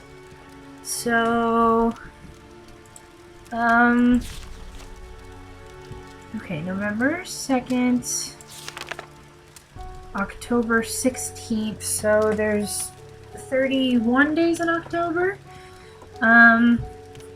So that would be 2 days into November, and then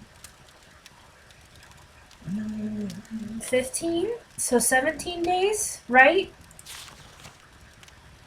1755, 1793. Yeah, I think it's 17. No, not 17. I think it's 17 days, right?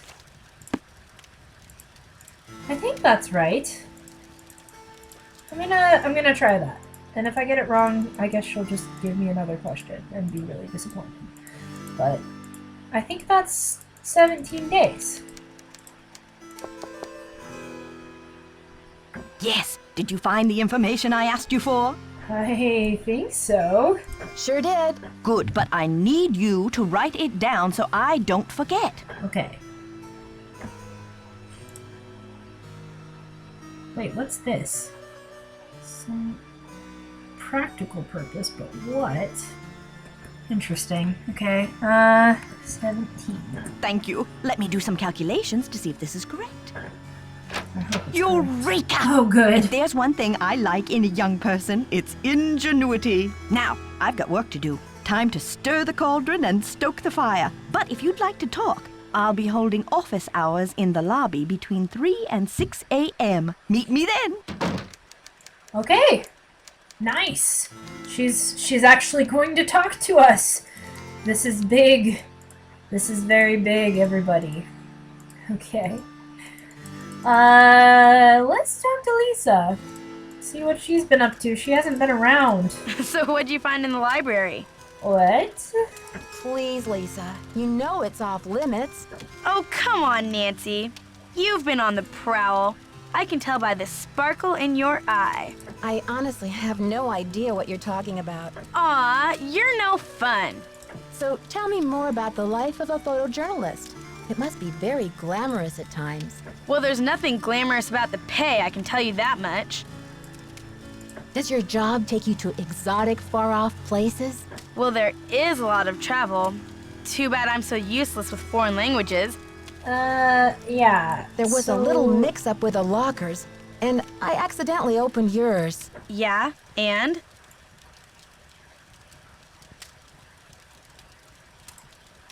It seems you have more than one identity, Lisa. I'm just wondering if you are who you say you are.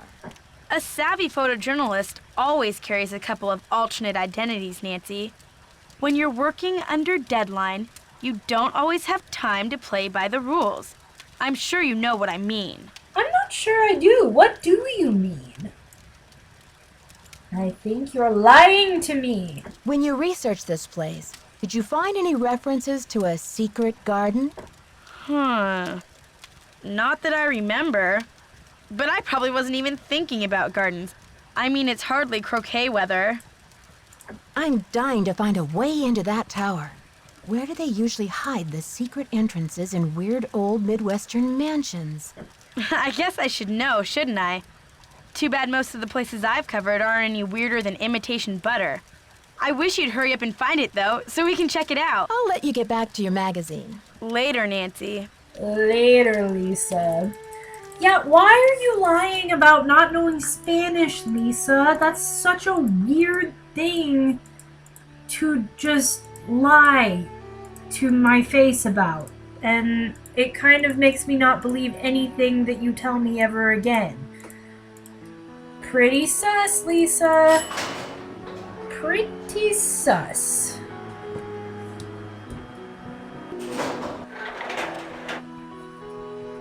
Yeah, Lisa and Brenda Carlton kind of have a lot in common. They're both reporters. Brenda Carlton is a character we're gonna meet in a later game.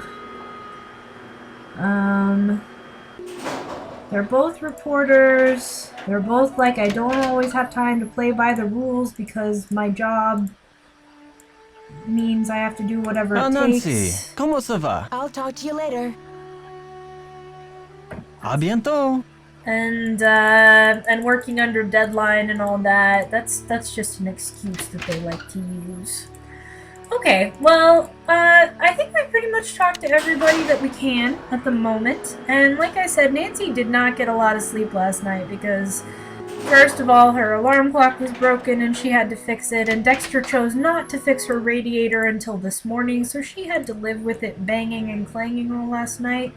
We're gonna cut the poor girl a little bit of slack and let her take a nap. So, let's see. What time is it right now? Ah, yes. Peace and quiet at last. Let's let you sleep till like 7, Nancy? Yeah? Yeah, that'll be good.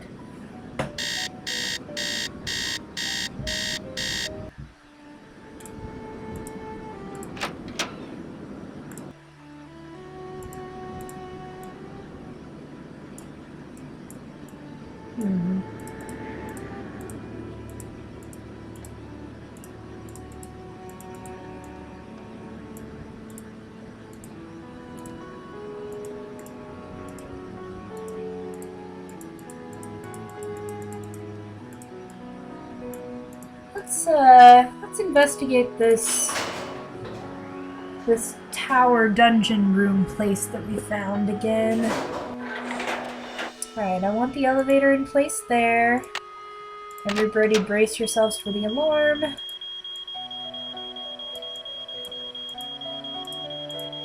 $3*72.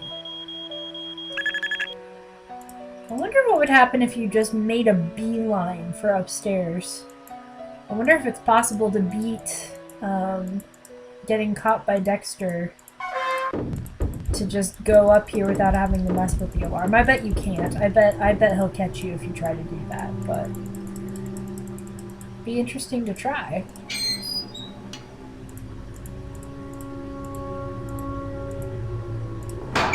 Alright, and like I said, this puzzle resets every time, so it's different than it was. So you just kind of have to trial and error figure it out every time.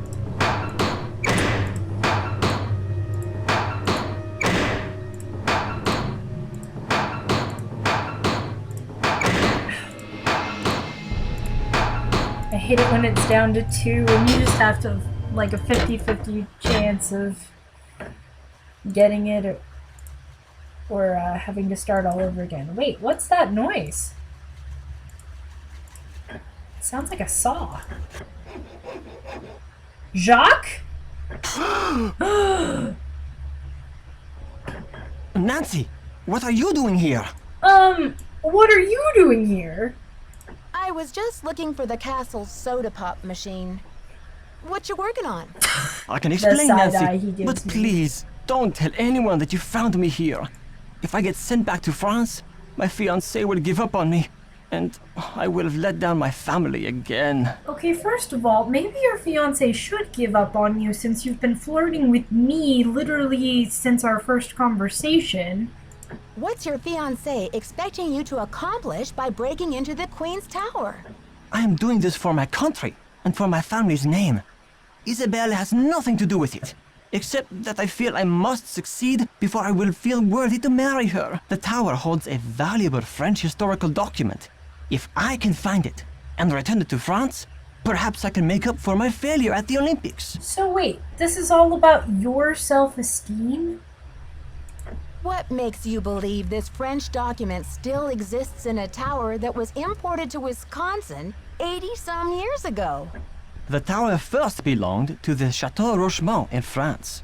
When Ezra Wickford bought the tower, my great-grandfather was the master carpenter in charge of dismantling it and preparing it for shipment. One day, when he was working alone, he found a secret compartment in one of the walls. A secret compartment? Inside, he found an old journal with a royal crest on the cover and a medallion with a strange blue stone in it. But he heard other carpenters coming, so he hid the medallion in his pocket and sealed the journal back in the compartment. Before he could get back to study the journal and return the medallion, the tower was dismantled and shipped to America. He never learned who the journal belonged to or what it said. What happened to the medallion? I have the medallion now, and I'm hoping if I can get into the tower, I can find the journal too. You see, he thought if he told his story, Ezra Wickford might get angry, accuse him of interfering with the project, and try to ruin his name as a carpenter. So he kept quiet. So, how do you know all of this? Yeah. I was his only great-grandson. On his deathbed, he gave me the medallion and told me the whole story.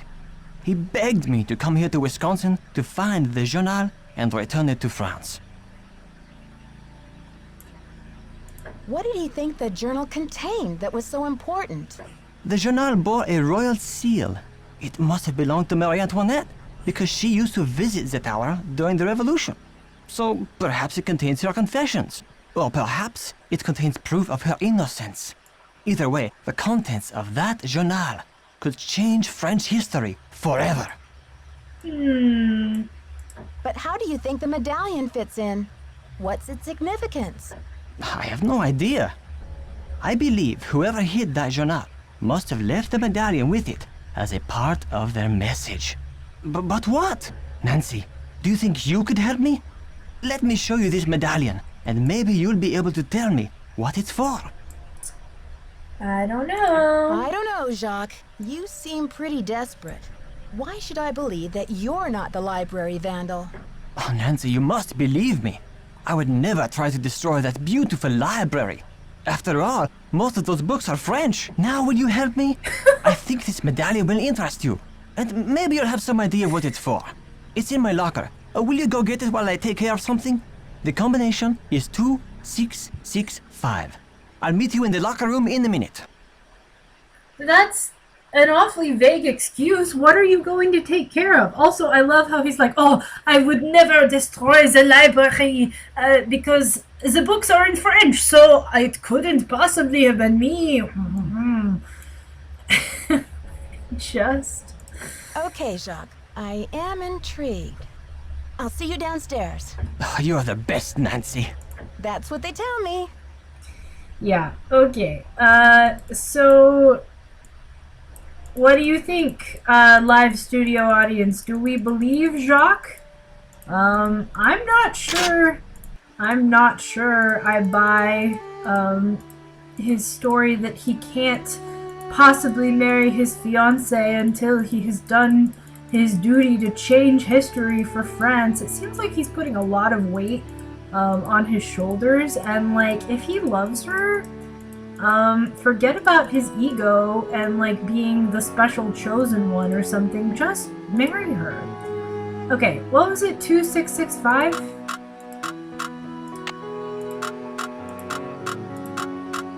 I feel like Isabel probably would rather he just marry her. She probably doesn't care whether he's changed the course of French history or not. Oh! Ouch. Oh, someone must have knocked me out. Oh. Hello? Headache headquarters. Nancy here. Nancy, it's Jacques. What happened? Are you okay? The live studio audience does believe Jacques. We believe the charming French man with the wonderful accent. Okay, so the live studio audience is behind you, Jacques. We're on your side, I guess. Am I okay? I don't really know what happened. I opened your locker like you said, and then it was lights out Nancy. You might have But a you do concussion, have my Nancy. medallion, right? They didn't find it when they picked me up off the floor? Oh la la, you can't be serious. Yikes. I'm afraid I am serious. I have no idea what happened to it. This is too much. Oh la la, unbelievable. Uh-oh. Jacques is mad at me. Welcome to the voicemail system. Please press 0 to retrieve messages. First message. Yeah, Miss Drew. This is Dexter at the front desk. Can you come down when you're feeling better? I need to talk to you for a minute. Thanks. To go to the next message, press 2. Second message. To leave the system, please press 3. Okay. Thank you. Goodbye. Okay, so Dexter wants us to talk to him. And Jacques is upset because his medallion is gone, which admittedly probably isn't great. But it is not our fault. Thanks for coming down. I've been wanting to talk to you. How's your head? Did you slip or what? Well, let's just say someone must be trying to tell me to get a little more rest on this vacation. Anyway, I'm planning on making a speedy recovery. It's just that when I found you out cold in the basement and hauled you back to your room, I noticed all this red dirt on your shoes. I'm just curious where it came from. Couldn't say. Red dirt? I guess it could have come from anywhere. I really don't know. I hope I didn't track it around the castle, though. Did I? No, you didn't track it around the castle. Guess it's a mystery. But listen, I don't want to find you out cold on the floor again, so watch your step, Missy. Hold on. It's not my fault that somebody knocked me out. Whatever it is, I'm sure you don't need my help. What is this attitude, Dexter? Mr. Fine, Egan, I'll that tell red you. dirt you asked me about, it came from the tunnel that leads to the Queen's Tower. I should have told you in the first place, but I was afraid you'd be mad. I was wondering when you were gonna come to your senses and fess up. Am I mad? Nope. If you must know, I'm impressed. Ezra Wickford set that secret door up so nobody would be able to find it. When I was a kid, I was obsessed with getting into that tower. Ezra told me that if I could get through the secret door, he'd take me up to see the Queen's Tower. Finally, I got into the tunnel, and when I came out with that red dirt all over me, he laughed. He was actually proud of me. Aww. That's an amazing story, Mr. Egan. I'm glad you're not angry. I guess I'm just as curious as you once were. I'd say you earned the right to check out the tower for yourself, but you gotta get through that gate, right? There's an old skeleton key in the maintenance shed. Now that the storm's passed, you can go out and get it. But be careful. It's still dead cold out there.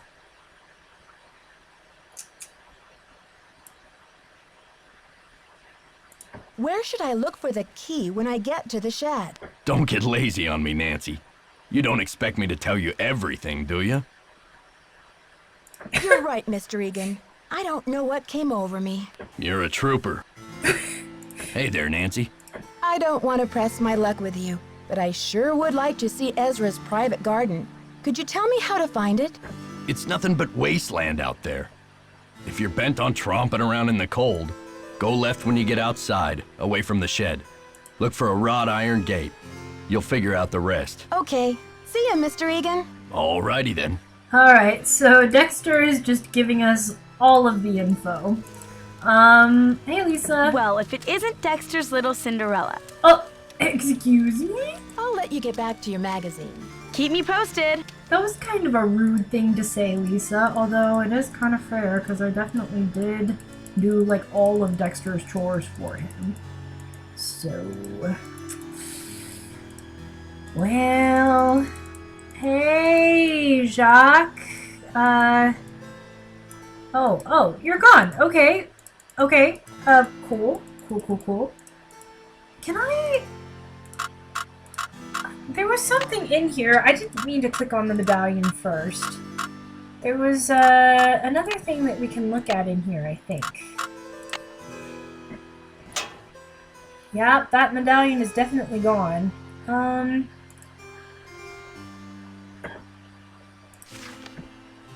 Ooh, diamonds. Jacques is thinking about diamonds, which I guess makes sense because he's getting married and rings and all that.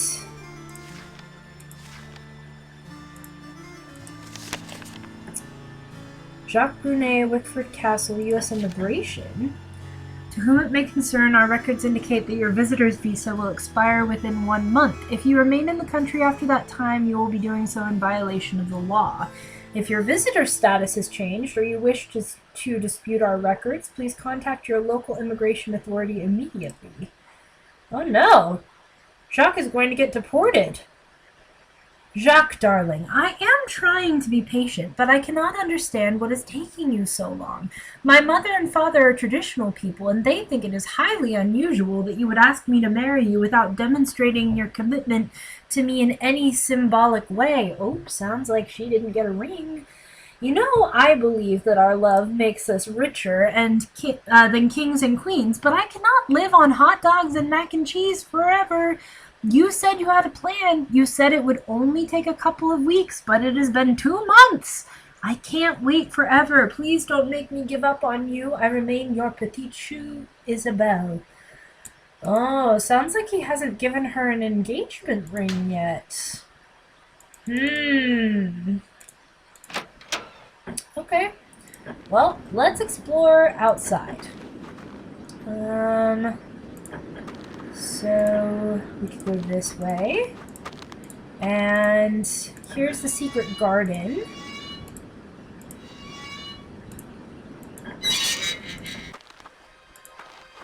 Very fun. I like it. And this must be a bust of Ezra Wickford. Yeah, good looking guy, for sure. And if you turn that around, you can see the back of his head, and there's a lever. Pull the lever, Kronk. And there's a box.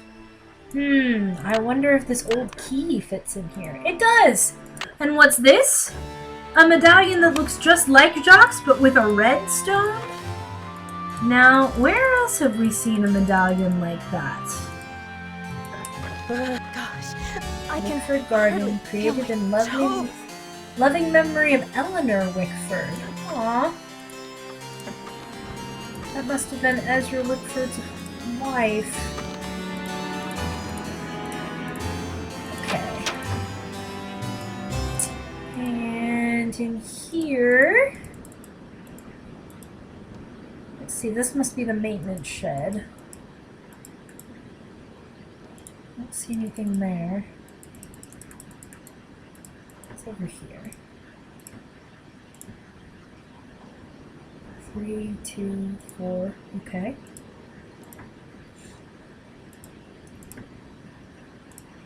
Local buzz. Do you know what your neighbors are up to? Remember when? Not many of us are old enough to remember young Dexter Egan, the adopted son of old Daddy Choco Bucks, Ezra Wickford.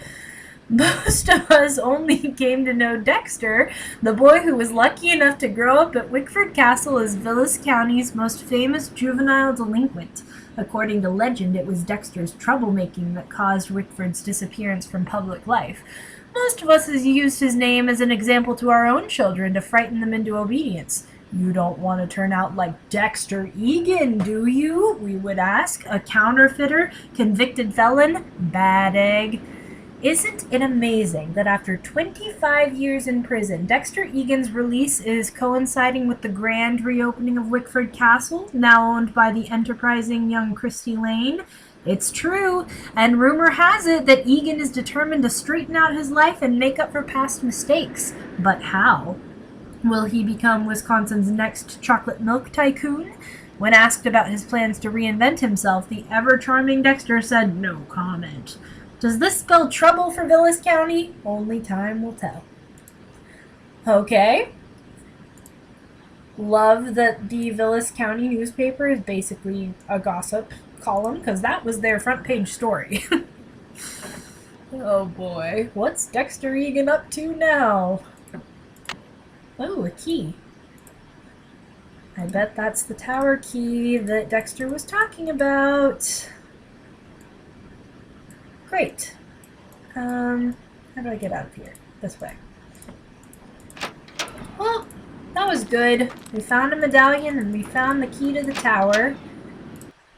And were we supposed to find something else in there? I guess not. Okay. Hi, Jacques. Nancy, I still cannot believe you lost my medallion. How could you have been so careless? I didn't. I wasn't exactly careless, you know, and I didn't lose your medallion either. But I don't have it. Where were you, anyway? Weren't you supposed to meet me? When I showed up, you were having a catnap on the floor.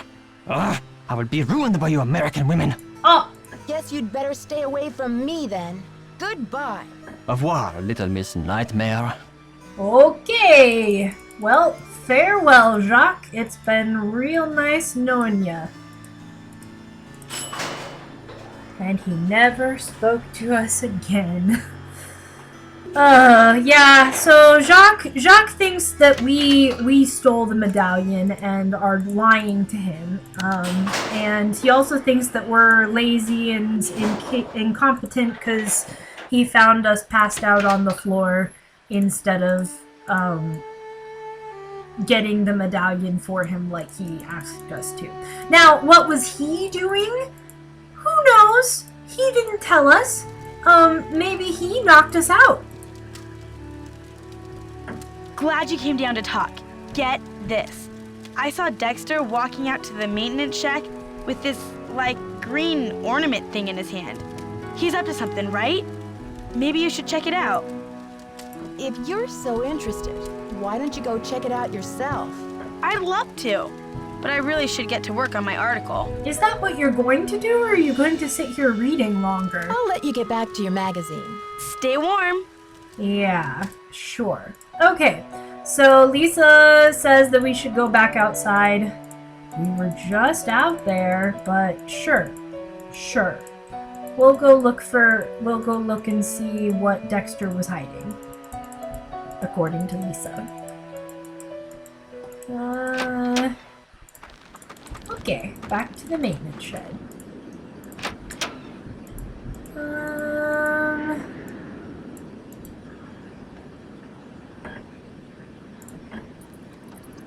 Oh, giant mouse. Hey, buddy, what you got there? Ooh, a medallion with a green stone. Still not the blue stone medallion that we saw in Jacques' locker, but, yeah, who knew that there were so many of these things? Crazy. Wait. Hello? Help! Oh no! If I don't get inside soon, I'll freeze to death. Well, we better get inside something. That's gotta be better in here, right? What's this? Oh, the ski line. Maybe I can attract some attention if I can get that up and going.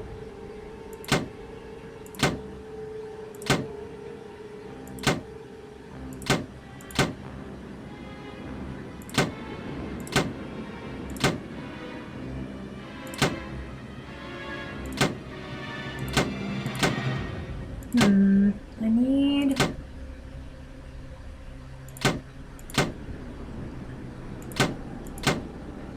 Okay, wait, what's it supposed to look like again? Where was that piece of paper? Was that over here? Yeah, it was. Okay, 3, 2, 4. Okay, so I need that to be in that sequence.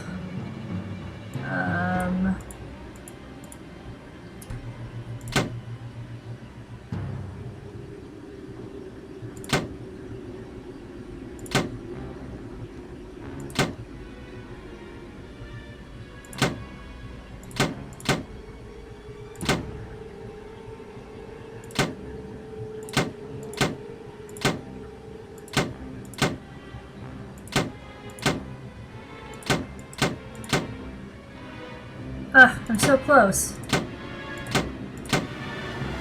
Yeah, there we go.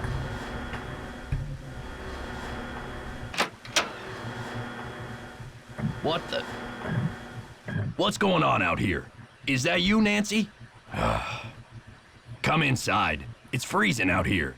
What kind of a stunt was that, Missy? I was just trying to survive. I was freezing. That stunt was my version of an SOS. Well then, what can I say except good thinking? Oh, Dexter. I like how he's so upset with us one minute and then the next minute he's just like, oh, well, yeah, okay, that was good. Good job. Nancy, I heard you got locked out. You could have frozen to death. So, what was Dexter hiding out there? I don't know. It just looked like your average maintenance shed to me. So, next time you give me a hot tip, Lisa, it better come with some earmuffs. Ha! Huh, Good pun, I Nancy. thought for sure I was onto something. I still think Dexter's shady. I'd keep an eye on him if I were you. I'll let you get back to your magazine. Stay warm. You too, Lisa. Hey there, Nancy. You've been holding out on me, Mr. Egan. I read in an old issue of the Daily Telegraph that you grew up here, right in this castle. All right. I did live here for a few years, once upon a time. I was an orphan until Ezra Wickford came along and adopted me. But I left the castle when I was 16, and I never saw him again. That's the story, all right? But why did you leave? Some things can't be explained, kid. It was a long time ago, and nothing can change it now. Okay. See ya, Mr. Egan. You're a trooper. Nancy, you probably do. I mean, you know he went to jail. You don't need to pry into this old man's troubles and past. But do you care? No. No, unfortunately, tact is not one of Nancy's more refined gifts.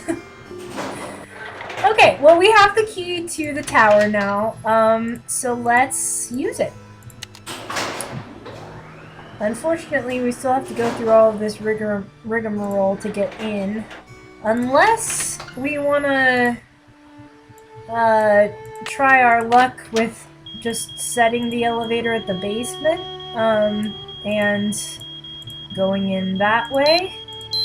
You can just send the elevator up and hope that it doesn't come back down and smash you. But it's not my favorite approach to take, personally. I much prefer to make sure that it's just at the first floor, and then I don't have to worry about it maybe coming down and smashing me. But that is a way that you can do it. You press this button and then you try to get in before it comes down on your head. I'll let the live studio audience decide whether you want to see that second chance or not. Personally, I find it a bit traumatizing. It definitely scarred me as a child, but I will do it if you guys want to see it, because it is a pretty iconic one. So, okay, got into the tower. It's locked. It's locked.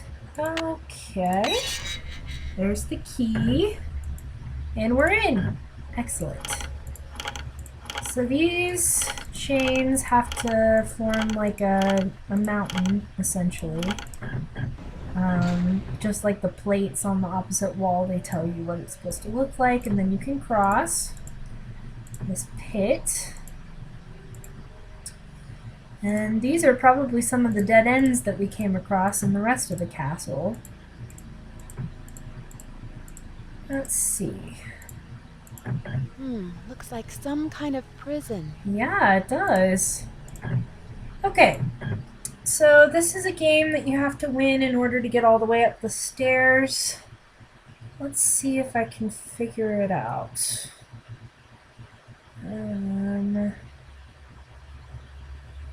Let's see.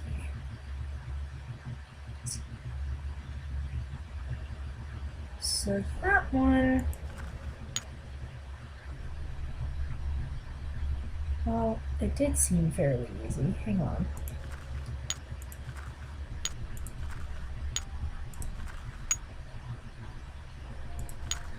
Yeah. Okay, that one's probably the easiest one to get in. So there's one. Now, what about the rest of you?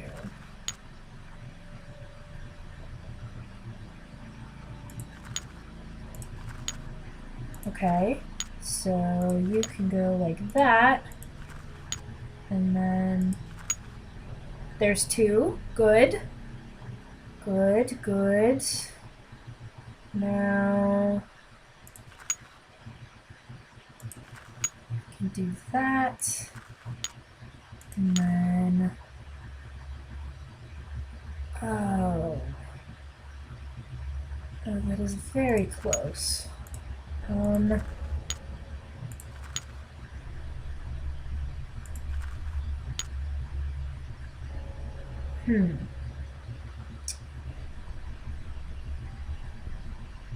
need you to be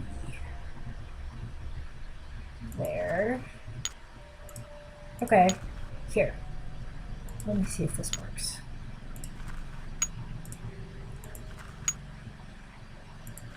That doesn't quite work either, does it?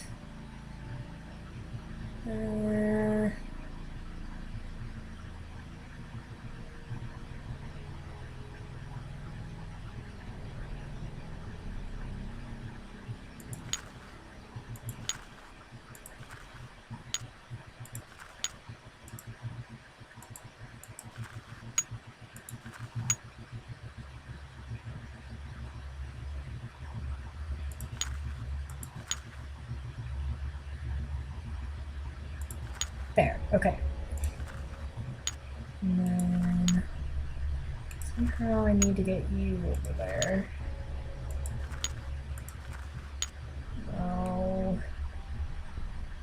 I might have missed my window. If I do that and that. Nope, still not quite where I need you. Okay, you're one of the easier ones to get in place, so let me see if I can...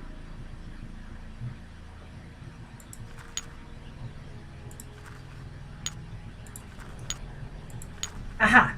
Okay. There we go. Good. Okay, so now you're in, but I need to get you in still. How am I gonna do that?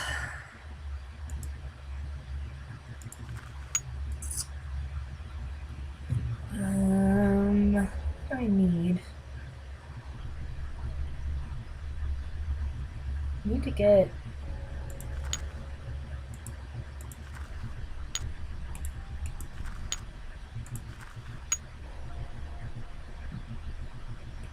See, this thing right here is kind of blocking my progress, because we could just like work our ways around this way.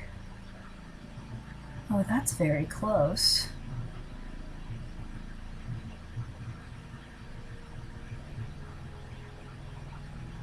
Huh.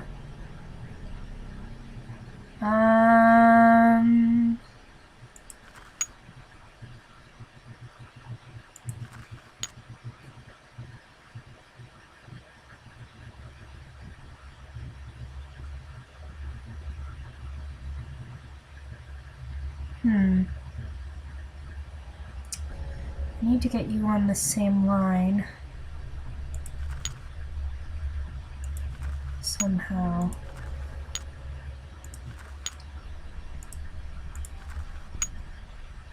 But I don't know that I can do that. Ugh! Okay, I might have to use you. I might.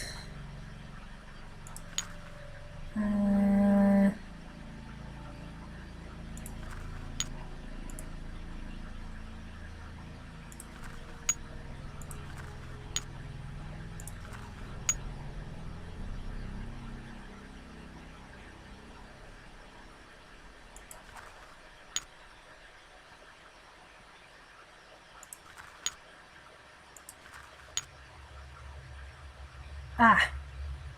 No. Crap. Oh, this. Okay. Okay. So you need to go there. And then I need to get you here. And then you there. Ha! Okay, yes. And then you there.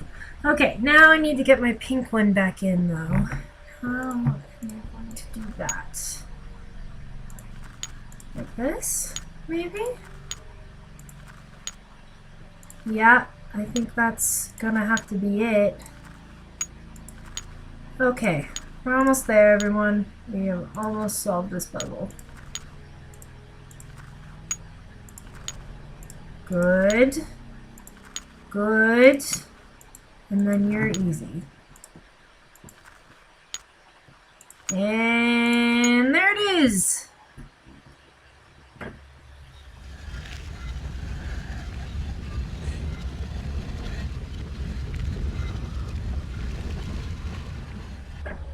Hooray!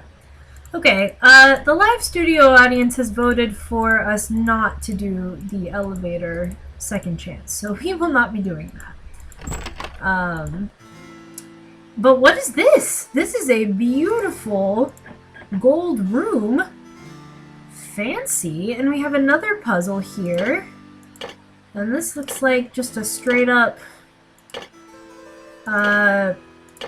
puzzle with rotating pieces. So that looks like that goes there. And I'm guessing this probably goes... I think this probably goes here, and this goes here. And then that looks like the other corner. Yeah, that looks good. Okay, and then we have a border. It looks like the thicker border might be on top here. So let's put those pieces up there and rearrange them. And yeah, okay, so that goes there, I think. Yeah, that looks good along the top there. Good. And then we have thinner lines along the side, it looks like.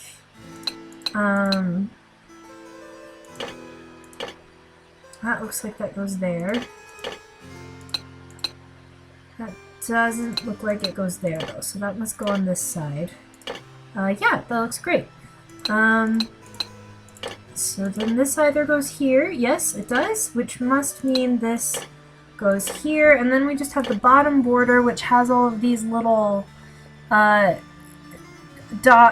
things along the bottom, so we just need to find the pieces that line up with those, which that looks like that was one.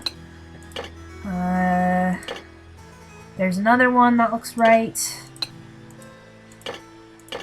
That doesn't look like it goes there though, so I bet it goes there. And then where's that other piece here? Great! That's our border. Now we just have to figure out the middle pieces. Okay, that doesn't look like it goes there. Neither does that. Or that. Wait. That looks close, but not quite. Okay, yeah, that doesn't go there either. What about this one?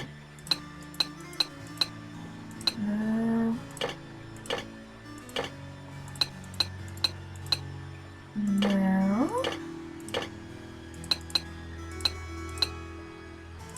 Okay, this is our last hope, this piece here. Yeah, there it is. It would be the last one that I tried. Okay. Wait. Okay, for a second that looks like it could be right, but I don't think it is. Let's try this piece. Oh, that looks good. That looks really good. That doesn't look like that goes there, though. Nope. Oh! Oh, yeah, that looks perfect. Nope. How about you? No.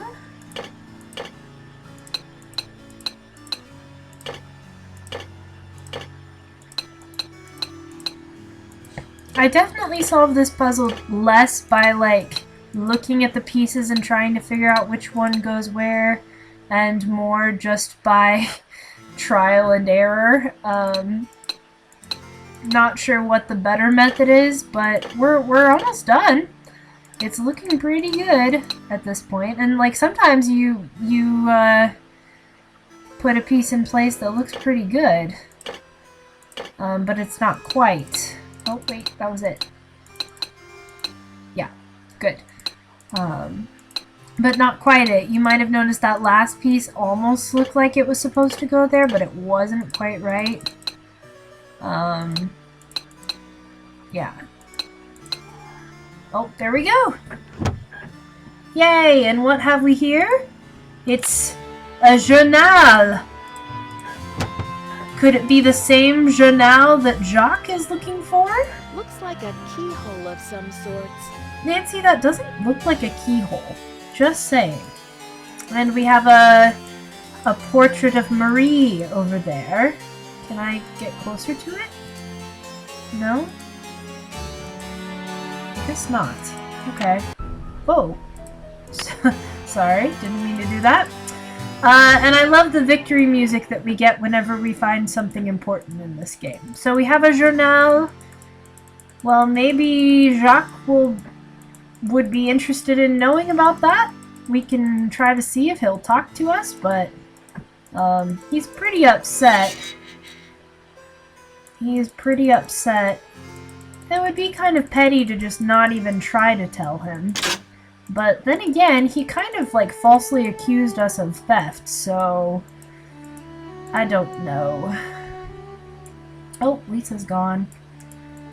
And hey, Dexter. Hey there, Nancy. I don't need help getting across the pit. Why are those holes in the crest on the floor of the tower room? I can help you, but we shouldn't talk about it now. Not here.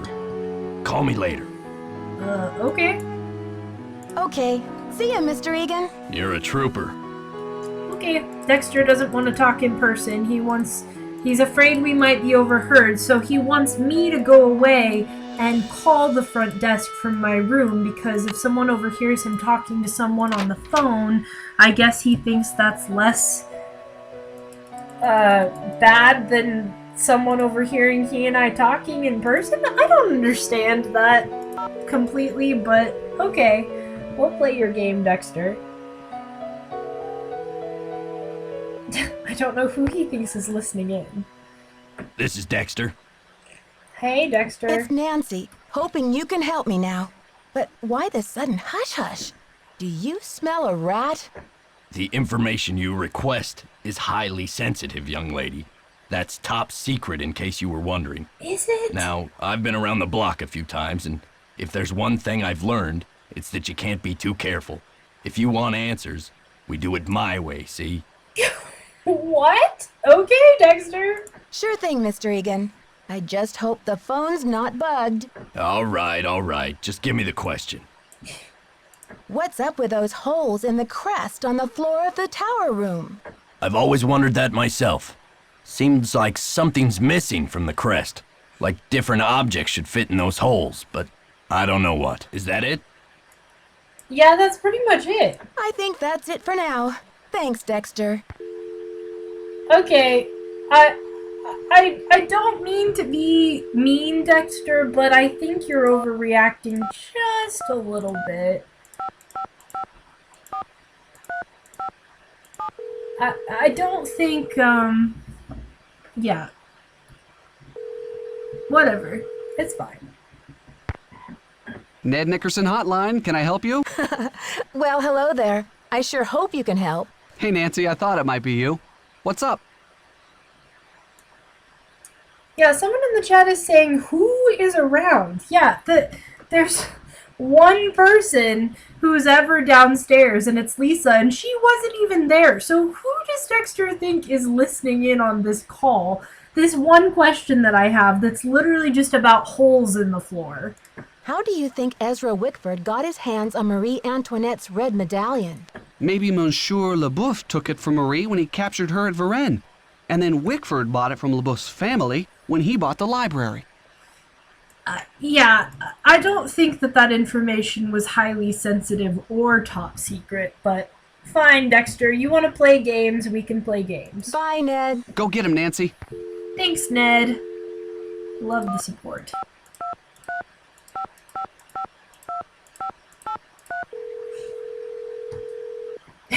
Yeah, the paintings are listening in, for sure.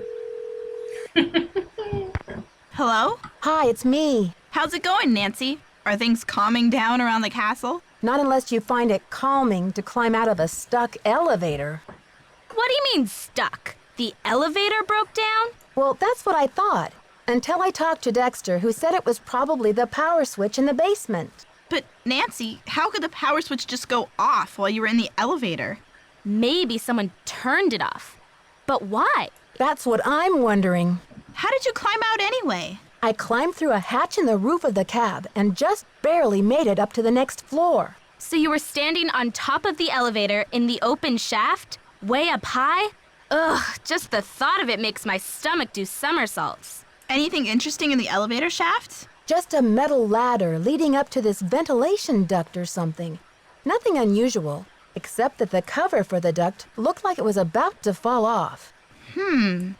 Maybe someone needed to inspect the duct and forgot to replace the grate? Or maybe the duct leads somewhere, like to buried gold, or a hidden... Bess, that was Nancy's last case. She's in Wisconsin now, not San Francisco.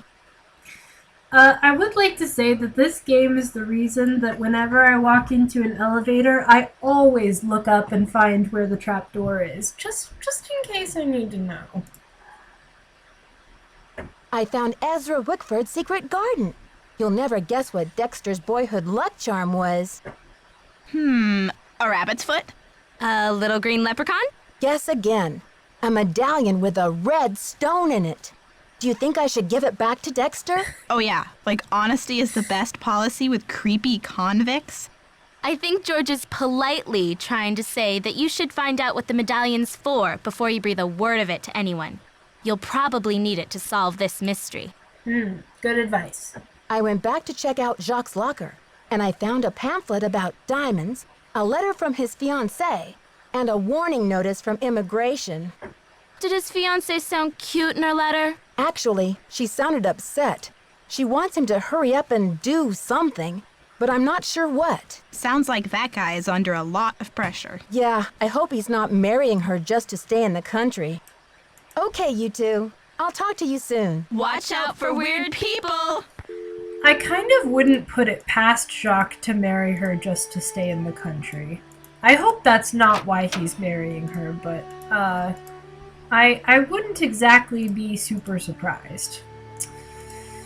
Okay, we are going to make it late at night because, again, Nancy did not get a lot of sleep last night and deserves a nap. And also, we want to talk to Professor Hotchkiss, and she won't be around. Wow, all of that happened in like the past 45 minutes. She won't be around until 3 a.m. So, time for the witching hour. Hate that alarm clock. Hate that alarm clock. It's such an obnoxious sound. Alrighty. Let's meet Professor Hotchkiss in the flesh. Oh, there she is. Patterned dress and all. Nancy, dear, welcome to the witching hour. Isn't it marvelous to be up and about when others are sound asleep? I find my brainwaves are at their most powerful during this time. Ah, I love those lines. I find that very relatable, personally. Yes, welcome to the witching hour indeed. Yes, this big old place does feel quiet at this hour. But do you think everyone is really asleep? I mean, if this is the only time you're away from your room, when else could you have been robbed? You're right on that. This is the only time that someone could break into my room. But why are you so interested in this robbery anyway? I'm thinking this robbery and the library vandalism might be linked somehow. If you told me what was taken from you, maybe I could put the pieces together. I'd like to tell you more about the robbery, but I'm afraid it just wouldn't be good for my blood pressure. I'm traumatized, you see, because the stolen item was a keepsake from a dear friend, and it was a cornerstone of my theory. I'm sure you understand. Have you checked your room for clues? Usually the thief leaves some sort of evidence behind.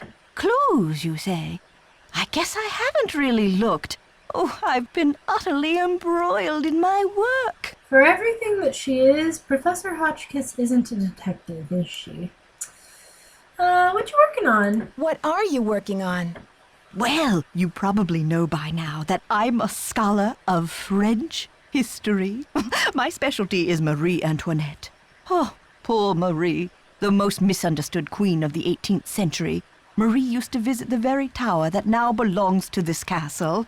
I'm convinced that this place holds evidence that will forever change the way the world views Marie.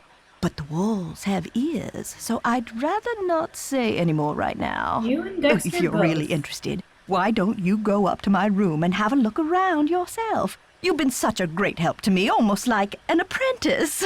Oh, I've always wanted an apprentice. I literally found the answer to one question for you that you probably could have found on the internet. But sure, I'd love to look in your room. Wow, Professor, that's really generous of you. I'd love to learn more about your work, but are you sure you don't mind? I insist. Your mind is like a ravenous monkey gobbling up every banana in its path. Oh, how can I stand in the way? Here's my extra pass key. I get back to work at 6 a.m. sharp, so just make sure you vacate the premises by 5:59. And put things back where you find them. It's all scientifically organized in there. What did you mean when you said Marie Antoinette was misunderstood? Everyone thought Marie did nothing but spend France's money on jewels and fancy soap for herself, while her people were starving. History books have upheld the myth that she was just a spoiled and heartless brat, but I don't believe it. What do you believe? I believe that she's been the victim of vicious rumors and lazy historians for too long, and that if the real story could be told, people would realize that Marie Antoinette was actually a good woman who wanted to help her people but didn't know how. Do you know anything about a tiara that was given to Marie Antoinette? The infamous tiara, of course! Oh, people thought Marie had this extravagant piece commissioned for herself, and they hated her for it. But really, it was her husband, King Louis XVI, who had it made for her birthday. Oh, she didn't want it. refused to wear it. And then, a few months before the revolution broke out, the tiara disappeared. What do you mean it disappeared? What do you mean? It was never found. There were rumors that she had it destroyed, but no one has ever been able to prove this. All right. I found something that I think you'll be very interested in. It seems to be some kind of journal. I think it was written by Marie Antoinette herself. What? Let me see that. This is it. I've been trying to track this down for 15 years. Where on earth did you find it? Man, I sure hope she's trustworthy. Well, it's a long story, but I happened to find a way into the Queen's Tower, where I happened to find a secret compartment. I think this must be what the vandal was after. Nancy, I must warn you. I'll wrestle you for this if I have to, and it won't be pretty. Fight, fight, fight, fight. I'm sure physical combat won't be necessary, Professor. I'm glad to help you with your work, but I need your assistance in return. You're fluent in French, aren't you? Absolutely. I'll get to work on it right away. I'll have the translation ready in my room for you this time tomorrow. Until then, I mustn't be disturbed. Okay, sounds good. So we're just gonna go set our alarm for 3 a.m. and sleep another full 24 hours. Because Nancy's got a lot of sleep to catch up on after that traumatic experience with the broken radiator. Do we have any messages? Welcome to the voicemail system. Please press 0 to retrieve first message. Yeah, Miss Drew. This is Dexter at the front desk. Can you come down when you're feeling better? I need to talk to you for a minute. Thanks. To go to the next message, second message. Nancy, this is your mentor speaking. Things are looking uncommonly out of sorts in here. I just hope I haven't had another intruder. Please remember that passkey I gave you is not for sharing. To leave the no. system, please press 3. We haven't even gone in there yet. That's awkward. Oh, no, I'm done. Great. 3 a.m. A.m., not p.m. Take a nice long nap, Nance.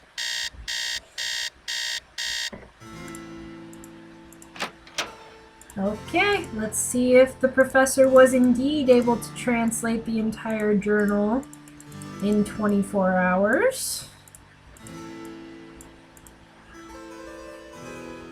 Hello, my fellow night owl. Or perhaps I should say hoot hoot. Ooh. Did you find anything of interest in my room? You said not to disturb you. Actually, I haven't had a chance to visit your room yet, Professor. I see. Well, suit yourself. But please don't expect me to entertain you with idle chit-chat. All right then, bye-bye. I'm so glad you stopped by. I've translated the entire journal. It's fabulous. And as an added bonus, it includes Marie's official decoder, something no one else has ever found before. Ooh. See you soon. Righto. Okay, now we'll go look in her room. This is good, because this means that we can kind of see most of what there is to see in one go, instead of having to make a whole bunch of trips. So, alrighty, here we go, everybody. Professor Hotchkiss's room. It is different than ours. It's different colors. Hello? That is the Bluestone medallion from Jacques' locker. Wow. What's this? Baroness Helga von Hanseldorf writing to Dr. Beatrice Hotchkiss.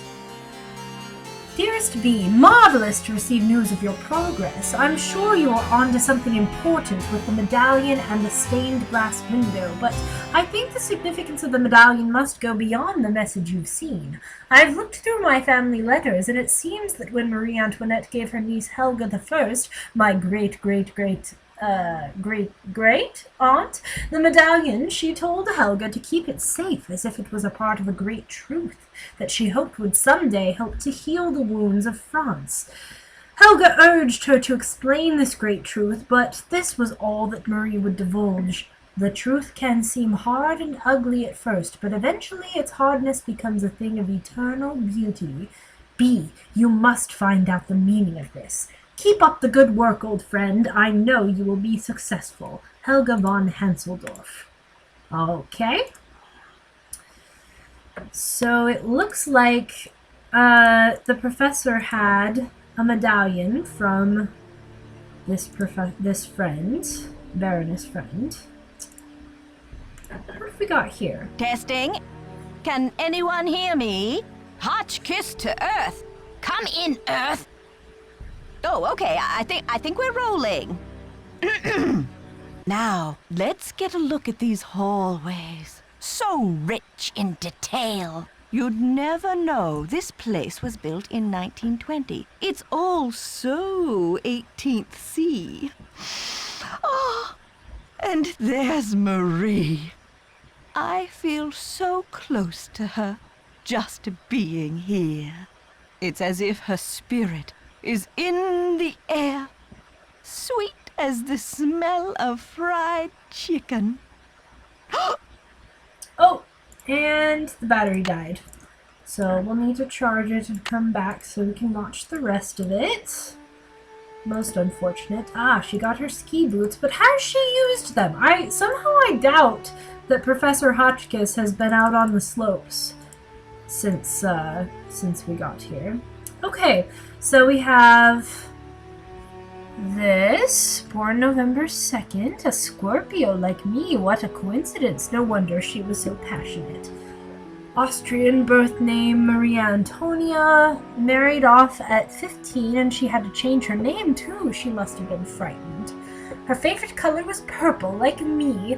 I wonder if she'd adored chicken drumsticks. Despite the elaborate hairstyles that were the fashion of the day, Marie preferred to wear her hair loose, unpowdered, and natural. Note evidence that she was unpretentious. There is no concrete evidence that she was the one who coldly declared, "Let them eat cake," in response to the news that her people were starving. Marie was immature, but not cruel. Okay, so there's some notes from Professor Hotchkiss. Here's the journal. My husband is like an impossible child. I still cannot believe Louis bought this tiara when the French economy is in so much trouble. I told him I didn't want it. What does he expect me to do with it? I cannot wear it. The people hate me already. They call me Madame Deficit, as if the country's debt were all my fault. I wish I could sell it and return the money to France, but this would embarrass Louis publicly now. If he and I appear divided, the mob will erupt. They'll overthrow the monarchy in no time, and we will find ourselves kneeling at the guillotine. I have thought of a plan. I will have the tiara dismantled. There is a dear old jeweler, Claude M., in a village near Rochemont, who will do it for me. I trust him with my life. Once the stones are removed, Claude will make the ruby, the emerald, and the sapphire into ornamental medallions. These I will scatter across the continent. The diamond is worth untold millions and must be returned to the French people, but not now, not while the country is tearing itself apart. I will hide it as carefully as I would hide the key to my soul, so that it will not be discovered for generations. Someday, when the medallions are brought back together and my message is decoded, the diamond will be found. Is there more? But it will take an extraordinary person, and I don't believe it will happen until the wounds of this revolution have healed and history has wrought a new, more rational French order of some kind. Finally, when the people's wealth is returned to them, this diamond of misery will be restored to its magnificent beauty. Tomorrow I will have my portrait painted by the great Marcel Bonnet. I have announced that I will not wear the tiara. Louis is furious. He does not even know that the wretched crown no longer exists. I have sent the emerald medallion to Vienna, to my dear cousin, the Baroness Helga von Hanseldorf, as a token of my affection. The ruby and the sapphire remain in my secret compartment, where I keep this journal, but soon I will decide where to send them. My own court speaks viciously of me, and I feel terribly alone. I only hope that someday, years from now, my actions will be better understood. If you are reading this, know that my honor shall be blue, our courage shall be red, and your loyalty shall be green. I wish you well, weary traveler. Okay, so this is the important part. Honor is blue, courage is red, and loyalty is green. So these medallions that we've been finding, this is a real ruby, a real emerald, and a real sapphire, and they were from the crown that Marie Antoinette was gifted. So what happened to the diamond? Sort of decoder.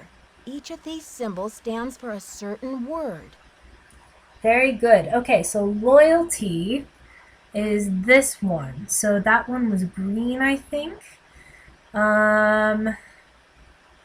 What else? Courage is this one. Was that red? And honor is this one. That was either blue. Maybe courage. Wait. Okay, courage is red, loyalty is green, honor is blue. Okay. So that will be important. But we don't fully know how just yet. So we want to watch the rest of, what time is it? We want to watch the rest of the video that Professor Hotchkiss took. So we need to let the battery charge. So we're going to set our clock for 3 a.m. once again. And we're getting very close to the end of the game at this point. There's just like one more major clue I think that we need to find, and then we enter the end game sequence. So we are almost there. Okay, battery should have charged a little bit more now. Hotchkiss to Earth, come in Earth. I do think that Professor Hotchkiss is one of the most iconic parts of this game, and she just has a lot of really good quotes that I kind of want on t-shirts. Oh, what's this? It appears to be some kind of peephole. But what, pray, does it peep upon? Pray tell. Shall I peep? La la! I do believe I'll peep. Excellent. The beauty, the colors. So this is what Helga told me to look for. Where's my medallion? It fits! Note to self, high five Team Hotchkiss. And what's this? A message? Eureka! It says the diamond. Okay, so now we know that there is a peephole, and we too shall go and peep. Especially since we have all 3 medallions now. So there's a stained glass window through here, and it has French written on it. Now what happens when we put the medallions here? Ah, so we have this.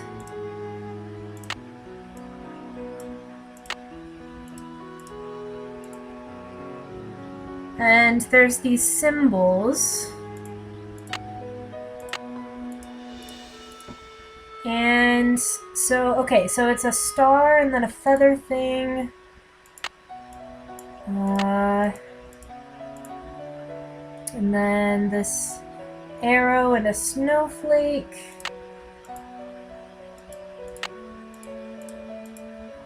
And then a moon, some kind of curly Q, and a teardrop.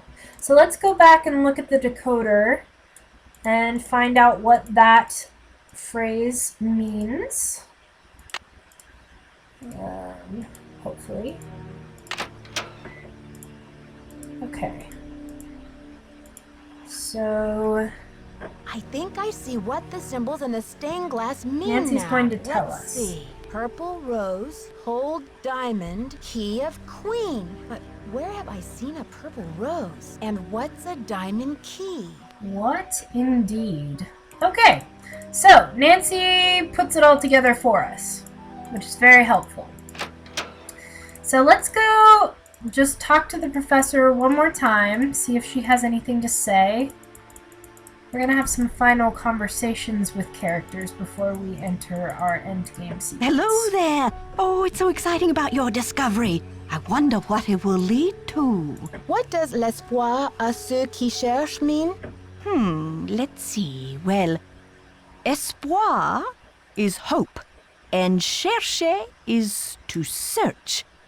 Hope to those who search. Can you translate this for me? Le diamant de misère dans mon journal.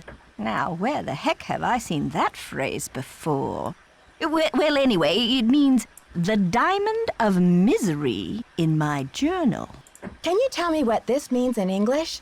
La solution se trouve dedans. Well, trouver is to find, and solution is just like it sounds, solution.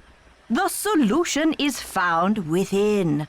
I saw a letter on your desk from your friend, the Baroness von Hanseldorf. And I'm just wondering, did the medallion she gave you have a blue stone in it by any chance? Heavens no! Where did you hear such a thing? My medallion had a green stone in it. Anything else would be a mere imposter, a flaming faker, do you hear me? I hear you loud and clear, Professor. What do you think of Lisa Ostrom? That Leslie, yes, oh, a real dynamo, but... I told Chester that I would not require any maid service during my stay. I don't know why she didn't get the message. What? See you soon. Righto. So wait, was Lisa pretending to be a maid? Or is the professor just confused? I don't know, but, this blue stone medallion that we found in her room is definitely the one belonging to Jacques. And apparently the green medallion was hers, and that's the one that Lisa said Dexter had. So that's very interesting. Ugh, so confusing. I don't know what to believe. Okay, let's see if we can chat with people one more time. And then I believe we are Hey there, Nancy. entering the endgame See ya, sequence. Mr. Egan. You're a trooper. Okay, nothing really to talk to Dexter about because we don't need help crossing the pit. Hi, Lisa. Hi there, how's it going? I'll let you get back to your magazine. Keep me posted. So we can't really talk to her about what Professor Hotchkiss said, which is a shame, because that was interesting. And like I said, nobody ever uses the elevator except for Nancy, so it is right where we left it. We'll just take it down here to talk to Jacques real quick. Or try to. Jacques, we found your medallion! Look, keep the stupid medallion. It's yours. Oh, well, okay, if you insist. I guess, I have your permission then. Yay, so at this point Nancy is in possession of all 3 of the medallions. And let's see if those symbols that we saw up in the tower have anything to do with what was in the journal. Okay, so our combination is 3*7*2. Excellent. And then hopefully I didn't forget anything. I'm pretty sure we're just ready to enter the end game sequence at this point, but it's possible we'll get up there and I'll realize that I've forgotten something. I hope not. Because if I did, I don't know what it is. Okay, also, I don't want to have to do this puzzle again.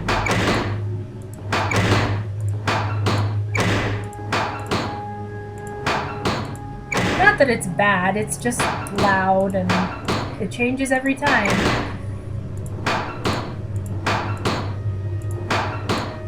Okay.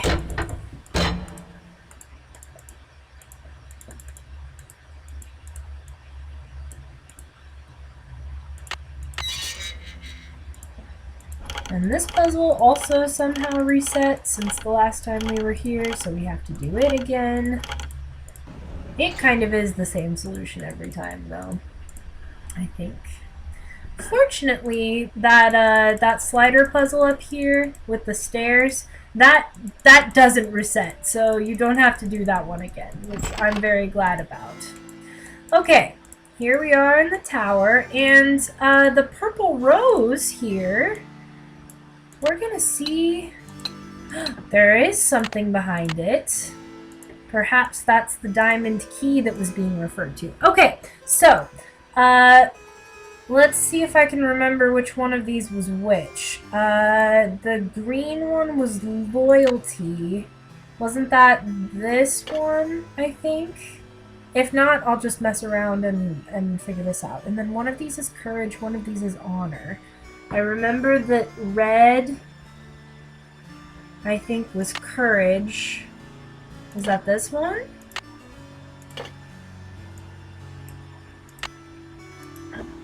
Is that right? That's right! Here we go, everybody. The diamond! It's the diamond! Woo! Will you look at that sparkly rock? Wait. And me without my sunglasses. Lisa? Hi, Lisa. How did you get in What here? are you doing here? I followed you, of course. Turns out a nosy, goody-two-shoes detective is good to have around after all. Now why Wait. don't you toss me that big honkin' diamond so I can blow this popsicle stand and never set foot in lame-o Wisconsin again? You're literally closer to it than I am. Lisa, Why are you must making be me give it kidding to me. you? This diamond belongs in a museum in France. Yeah! Yeah? Well, I belong in the lap of luxury, and that diamond's gonna get me there. Hasn't anybody ever told you to mind your own business? Sure. Oh, many times. Well, maybe this time you'll learn. Wait, no! Lisa! What are you doing? Don't Ow! worry, my spicy devil villain venom won't last for long. But I'm afraid by the time you get your eyes back, you'll have missed my grand exit. Oh, Lisa, you jerk! Remember how I said Lisa was going to be super lazy and just sit around the whole game? Yeah, turns out she's the villain and she just made Nancy go around and do all of the work so she could sweep in at the end and steal the diamond.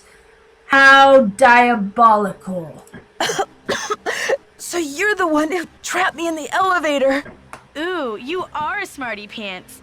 But let's not forget about your little frostbite incident. I'm the rotten friend who locked you outside too, you know. Ah! Just trying to keep you on your toes, Nancy. Didn't want you to get soft on your vacation. Okay, so I guess she did get up and do a couple of things. A couple of really mean things. Are you the one who conked me on the head in the locker room? Ouch. I bet that hurt. But I had to get the medallion somehow, didn't I? I hope we can still be friends. No, we can't still be friends. Why did you leave Jacques' medallion at Hotchkiss's room? And Hotchkiss's medallion out in the shed? To spread suspicion around, of course. You know, to play with your mind. Plus, I was at a dead end. I got the 2 messages from the stained glass window, but then what? I knew you would figure it out, so I decided to put the medallions in your hands and let you lead the way. Why did you have to vandalize that beautiful library? Just a little translation mix-up. When I read the message from Hotchkiss's medallion, I thought it meant Diamond of Misery in the library. Whoops. Guess I went a little overboard looking for it in there. Why did she think Anyway, enough with the questions, Nancy. You'll just have to read the rest in the papers. that? No! I've got to stop her. Lisa, no! Help! Get me out of here! It stinks down here. Good. It's all moldy. Good. Darn you, Nancy Drew. You're the worst friend a diamond thief could ever have. Here's the thing. We're not friends. We never were. I guess I did lie to her a couple of times, too, so... Yep, we were just never To friends. think I almost became friends with a diamond thief. Everyone at Wickford Castle is resting easier now that Marie Antoinette's journal and her famous diamond are safe and sound. The journal, the diamond, and the medallions are all going to be featured in a new Marie Antoinette exhibit in Paris. And it looks like everyone will be rewarded. Except Lisa, of course. First, she missed her plane to Rio, and now she's going to be charged with attempted grand theft. Professor Hotchkiss is thrilled because the French government has granted her permission to publish Marie's journal in the U.S. before it gets returned to France. This ought to help prove her theory about Marie's character once and for all. Thanks to Jacques and his great-grandfather's efforts to find the journal, the Brunet name is being celebrated all over France. In the meantime, Jacques and Isabelle have eloped. It's so romantic. I showed Dexter the poem that Ezra Wickford wrote him, and he was relieved to know that his old pop didn't carry any hard feelings to his grave. All the talk shows want Dexter to tell his story on national television, but he keeps turning them down. I guess he doesn't want to be famous or infamous. But when Christy Lane called and asked Dexter to be her business partner, he accepted. With her business sense and Dexter's expert knowledge of the castle, I think they'll make a great team. So, you know what they say, Dad. Il n'est jamais trop tard de changer l'histoire. It's never too late to change history. Me, I'm determined to go out and enjoy this snow before I'm not sure what happened there. The audio got behind the pictures real quick, but basically, Nance, that was basically the end of the letter. Yeah. So Lisa is a diamond thief. Not surprising. She's a fake friend. Also not surprising. And she is lazy Lisa. Not surprising at all. Jacques eloped with Isabelle. So I guess I hope they're happy. Yeah, I hope that they're happy. And Professor Hotchkiss got to publish the journal. That's good. She's thrilled about that. And Dexter is turning down all the talk shows. Apparently they all want him. He's in high demand. And because they're all super interested in the long-lost son of the chocolate milk tycoon of Wisconsin. But he doesn't want to talk to any of them. But he does want to be business partners with Christy, so happy ending almost all the way around. I like how for Lisa, she's like, Nancy is like, first she missed her plane to Rio. Well, yeah, because she was being arrested. She's not going to Rio. Yeah. And that is Treasure in the Royal Tower, everybody. We did it! We solved the mystery. I like how they thank all of their terrific testers in the credits here. That's nice. Pretty good game. I like all of the history elements. I like Professor Hotchkiss a lot in this game. Yeah, it's fun. It's fun. I wish we got to talk to Jacques a little bit more. I feel like we kind of we get cut off from interacting with him about halfway through the game, and I wish that we could interact with him more. But that's also when we get to start interacting with Professor Hotchkiss more, so I guess it all kind of evens out. Love the phone conversations in this game. They're very, very good. Yeah, good game. Good game. Well, thank you so much for watching, everybody. I hope that you've enjoyed Treasure in the Royal Tower. And we'll see you next time.